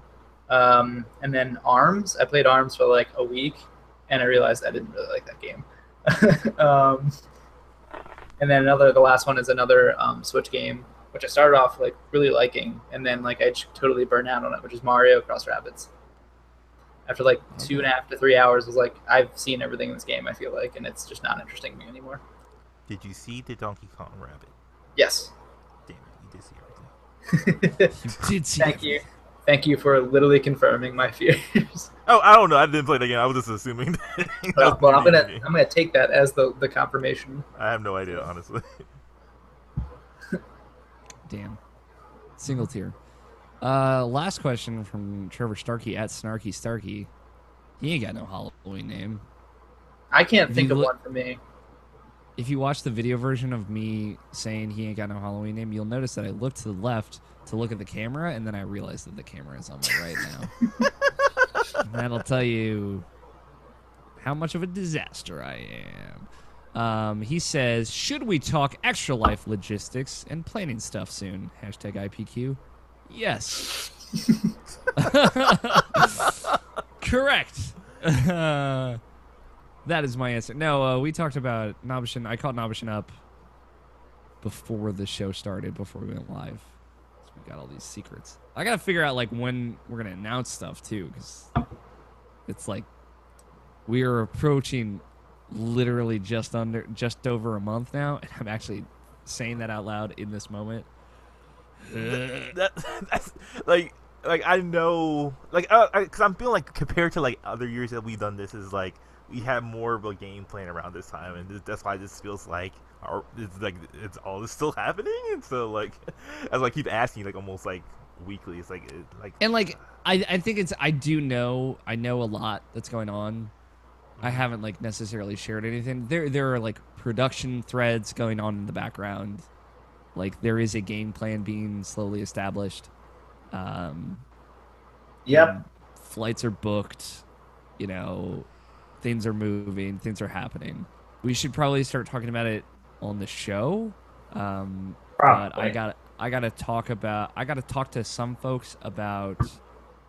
When we want to announce things, which will probably be in the next couple of weeks. So we've got a lot. Oh of wow, people. I was further from my mic than I thought. You're fine, Scott. I can still hear you. What did you want to say? Oh no, I just noticed that. Sorry. I mean, we know how the hot pepper tournament's going to work this year. Yeah. Nidhogg. Tournament style. Loser eats the pepper. Yeah, imagine how tightly your butthole will be like taut as you're like fighting tooth and nail to win that Nidhogg match. Like, and they're going to be a little hotter than habaneros. Ghost peppers, do it. No, we're not doing ghost peppers. Here's the thing. Here's the thing. We can't get a whole lot of people to do ghost peppers. I will give you guys $25 to do ghost peppers. Hey, man. That's it though. I'm broke. It's all donated into a good cause. So, yeah. So for folks who don't know, Extra Life is going to be very crazy for Irrational Passions. Mm-hmm. We will have more information soon. I want to make sure, because it is going to be such a big event this year. Like, I want to make sure I do it right and announce it right and get people excited in the right ways. It's gonna be a lot of fun. I'm very excited. You're doing it on November 11th, the Saturday following Extra Life. There's a reason for that. You'll know why soon. Normally we do it on the weekend of. This year we are not, but that's fine. Honestly, at this point, why don't you hold off the raid until then? Because, like, we are doing it with such a disparate group of folks. It's different than last year. Because last year we had 4 of the people that were in the raid here. This year it might just be Tony and I. But we'll see. Because, like, this year it might actually be we might be able to get everyone that's here to do the raid with us. So we'll see.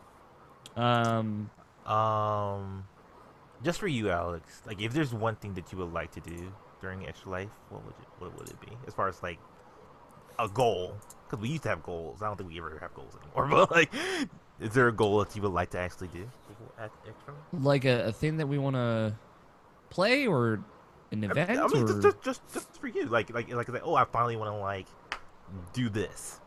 If you have something, I'm just curious. I don't have anything specific to me, but there is. I want to do something with the four of us, like Scott, me, you, and Tony, because we were going to do Mario Kart, and then we ended up just doing Super Luigi Bros. You mean Mario? I would like to do something with, not Mario Party. I meant, yeah. I think if we all did something fun, the four of us, it's like we don't ever get together except for once a year, right? So that would be fun, and like actually make it happen and do it. That is what I would like to do. Sure. There you go. Okay. Is that Scott's like, all right, I guess we can do it. Definitely play some Mario Kart. See you on there. Definitely play some Mario Kart. See John on the streets, on the tracks. I'll be in last place, but I'll be rocking a sweet buzz, so it'll be fine. I think like almost most of all of Irrational Passions hosts ever will be together, including our writers and whatnot. So I will talk to folks this week, and we will figure out like announcing stuff for Extra Life. But like I have an idea of, this isn't our first rodeo, so like I know what equipment we'll be working with and everything. So I think we are not behind, but it's just like I don't have a Google Doc shared with everyone. That's like really the only difference. But I've been talking to people. Don't worry, Notion. It's still happening. That's it for questions, though. Let's throw out the show. Nabashan, I didn't make a bet again. I'm sorry. You can, if you want to think about that for the next couple of seconds, couple of minutes while I throw out the show. If you'd like to be a part of the show, you can do so in a variety of ways. You can email us, mailsack@irrationalpassions.com. You can leave us a voicemail. 404-590-1337 is the phone number to call. Standard long-distance fees do apply. Or you can tweet your questions like these fine folks did at IrrationalPod. Just make sure you use the hashtag IPQ. Makes it a little bit easier to find. If you'd like to follow each of us on Twitter, I am at AlFighter27. Scott is at WhatTechUz. Nabashin is at NABESHIN186. Tony, if you want to send some good vibes to him while he's traveling across the country back to Maryland, at Tony Horvath is his Twitter handle. And Johnny, you're at Hangman522. Correct. Why 522? I like the numbers 5 and I like the number 22. So also, it's also Hangman 1 through 521 was taken, so I had to go for the next one. Damn. Well, shit, that's a lot of hangmans out there. People really like that word, apparently. Why Hangman? Because you like to hang out? No, there's a song by Motion City Soundtrack called Hangman. And I don't know, I just really like that song. All right. I can respect that. And you can follow the site and the show on Twitter at IrrationalPod. Some other stuff, rate and review us on iTunes and Stitcher and Google Play. VGUvo.com, Monthly Passions Podcast, Input, fantastic show. Twitch.tv/IrrationalPassions and YouTube.com/IrrationalPassions, where we can see all the video stuff. Feel like the show, tell your friend about it. Summarize of all this and reviews, articles, opinion pieces, whatnot, IrrationalPassions.com. One more time, John, for folks who weren't here at the beginning of the show, where can people hear more of you on the interwebs? You can find me and a couple of my friends at, we do a podcast about Topic Thunder. On Twitter, we're at Topic Thunder Pod. Instagram, we're at the same thing. And then on SoundCloud, you can find us at Topic Thunder Pod as well. We're on iTunes. It's a show where a couple of guys get together and talk about the dumbest things they can find on the internet. And then next week, we're launching a YouTube show called Spooky Boys, which is, yeah, I love the name. Which is an interactive drinking game where me and my friend Ryan, we play a horror game. We play Layers of Fear in the first episode. And we have rules that go along, so you can totally drink along with us. Just don't drive afterwards, please. But you can get drunk. I got pretty drunk after the first episode, so hopefully you guys check it out. I feel like you do a lot of gaming and drinking. Yeah, this is what you do in Pennsylvania. So Okay, that's about it. fair enough. We do have a lot of friends from Pennsylvania that come here for Extra Life. Some of them do a lot of drinking. So Hashtag Philly life. they're from Pittsburgh, so you wouldn't like them. That's Philly forever. So That's the show. So now it is time for bets. This week's bet. Nobishin, hit me up, fam. Like I was gonna do something with Evil Within 2, since that's next week on Friday, but we can't do that because it's a Bethesda game, so that means it won't get a review before it comes out. So, but we could do something with Middle Earth: Shadow of War, but I can't really think of something off the top of my head. Even though reviews for that's already out, so Reviews are out, so not reviews. I think I have a bet. Okay. Do you like one? How many times will Alex tweet about Danganronpa this week? Oh, see, like that's you're just tempting me with that. Because I could just say 4 and then tweet 4 times. Okay, that's fair. All right. Let me see. I'm trying to think. Like, we could do an Evil Within launch trailer one. Yeah, that works. Mm-hmm. I like that. Let's see. In the top 5 comments, how many times, and this is on the Evil Within launch trailer, how many times will the word scary be used? How about a synonym to scary? Any synonym of scary? Yes. The So spoopy like anything count. spoopy, scary, frightening, Yes. fear. Got it. Okay. So it's our 44th bet. We're coming up on the end of the season, guys. Which is at 50 bets. How many times on the Evil Within 2, excuse me, launch trailer on YouTube, of course. And this is like the US Bethesda page. They probably have like other language pages. I am pulling that bullshit again. The standard Bethesda YouTube page. How many times will scary or any synonym be used? So, John, you're going to be betting with Nobishin here. Okay. To even out the teams. So you are representing Team PBC with Nobishin. I am Team Flaught with Scott. Of course, you can open up that side chat. You've never used Google Hangouts before, right? It's just this blue button. Yeah. Okay. The Got blue it. button that says chat. You can open up that side chat, type in your bet. Ooh, I almost did like the same one that I would normally do. I'll switch it up. This is top 5 comments also. So top 5 comments, Evil Within launch trailer. How many times will scary or a synonym of scary be used? Go ahead and send it. Ooh. Give me a second. Do you want to read off the bets, Nobishin? Yeah. John has 3. Scott has 2. Alex has 8, and I have 4. Cool. Last week's bet. How many attempts will it take the IP team tonight, last Friday night, to beat Callus in Leviathan Raid? I said 11. Nobishin said 10. Tony said 1.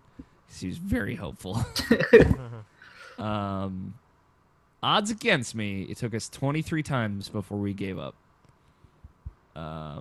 So by default, I took it. Single tear runs down the face, which means I've won Danny Warren's love and affection in the final word 3 weeks in a row. Even though I didn't really get it that week when you did your solo cast Nobishin.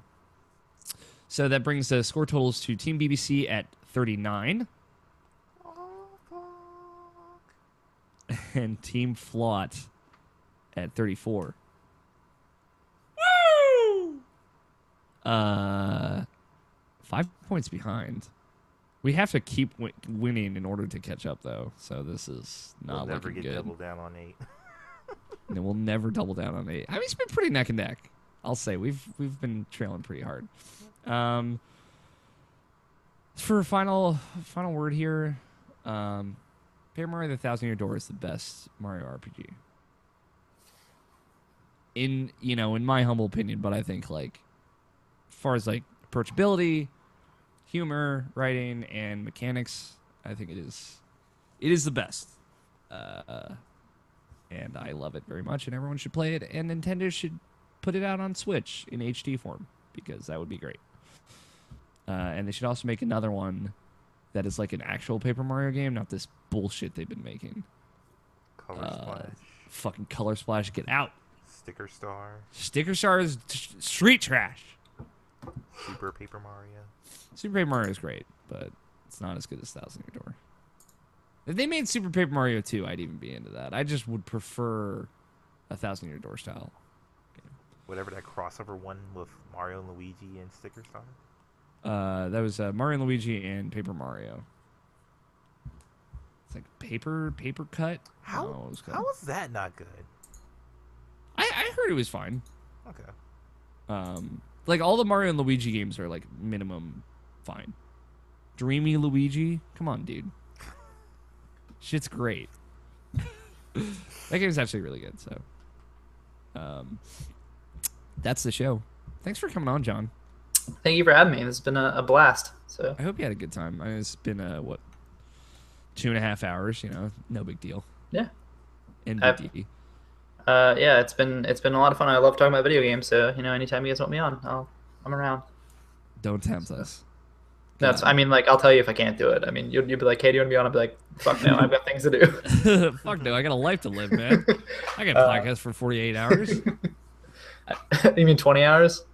Well, it keeps getting higher every time I say it. I mean, if you give me preparation, I might be able to do it, but I can't do it just willy nilly. I'm an old I man. need a lot more coffee. Yeah. Cool. I'm gonna let you know before I close out the show here, John. Just make sure you keep recording until I say you can stop recording. Yeah, I was gonna do that regardless. So okay, good. That's it. That's all I got. Thank you everyone for listening. I appreciate and love all of you. Thank you for your patience with me releasing the audio show and whatnot a little bit late here and there for the past few weeks. I will try and be better going forward. Thank you to Danny Wiesner for our opening music of Two Player Co-op and our closing music of The World Is Saved. Man, I hate doing these closeouts where I pull the serious lever real quick. But it's another one of it's like the fourth time this year too, which usually it's like maybe once a year. But it's I feel weird not saying something. What with Tony lived in Las Vegas for a very long time, and obviously friends of the show, Danny Juarez and Griffin Guccione lived there. Obviously our hearts go out to everyone in Vegas, everyone affected by the recent tragedy there. We've got a lot of love for that city on this podcast for years and years at this point. Well, for over a year now, I guess. And I know you're going to say, Nuption, yeah, it's this year, Monkey Ball year. But yeah, a heart goes out to everyone. If you can donate, if you can help, any cause out there at this point, take the time. It is worth it. Every little bit counts. So whether that be the ACLU or donating to Hurricane Harvey or the Puerto Rican relief or the Las Vegas tragedy, any way anyone out there can help, we would encourage you to do so, and our hearts go out to everyone affected. Mm-hmm. Just donating your time to talk to someone that you know there, or someone you might even not know there. It's just donating something can make a world of difference for certain people. So. Absolutely. So, but that's it. No more serious lever. Thank you, Nobshin and Scott, for joining me as always. I love you, boys. Winky face. Tony, wherever you are, safe travels. He was watching earlier, but I think he had to get on his flight. Maybe he's still watching. Who knows? That's all I got. Thank you all so much. I very much heart you in a very real way. I've been your host, Alex O'Neill. Play your games. Stay irrational. We will talk to you all next week. Titles. Titles. Scott, it's Europe. Yeah, I'm up. I'm All right, up. we got a he ain't got no Halloween name. All right, that took me. That was embarrassing. You have to live a cursed life. Average cute. My hat is like a shark fin. Nothing much. Making pretzels. Titles. I like that you read them from bottom up. That's good. That's a little twist on it. What do you like? Average cute. Average cute is actually really good.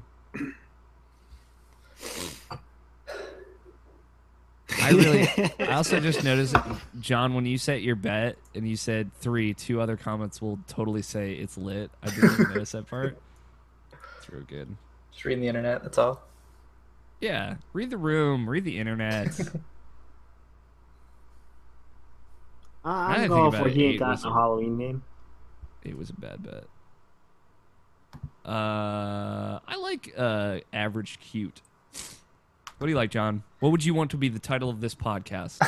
The average cute's funny. I also like nothing much making pretzels for some reason. But average cute's fine. Nabishin?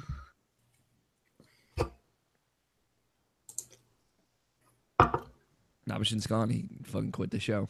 He went to sing That was happy the last birthday to his straw. nephew. Yeah. Finally, his 15-year-old nephew needs happy birthdays now. At 11 p.m. I mean, don't judge. That's true. Ain't no party like a birthday party. This birthday party don't stop. They definitely do. I've had a lot of them.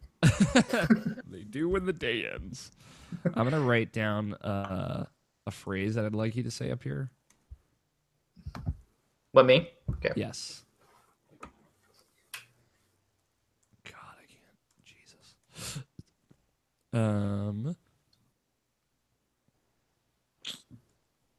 Nope, that's not. Is it 48? Jesus, God, I can't remember. Scott, can you say the title? I can. It is average cute. Average cute. Okay. Whenever you're ready, John, go ahead and read this in whatever theatrical presentational voice you like to use. You're listening to Irrational. All right, just kidding. Fuck you, Alex. Hey. Go ahead. I feel like I set you up for failure. That's my bad. I apologize. You're listening to Irrational Passions Podcast, episode 348. Average cute. Asterisk. All right. Still cute. Asterisk still cute. You can stop recording now. Okay. And thank you everyone for watching. I guess Nabishin dropped out. He's done. He left. He was sick of all of you. Hopefully his computer didn't crash and lose all of his audio files. His power might have actually gone out. So That's true. Yeah. Let's hope not. all right, have a good night, everyone.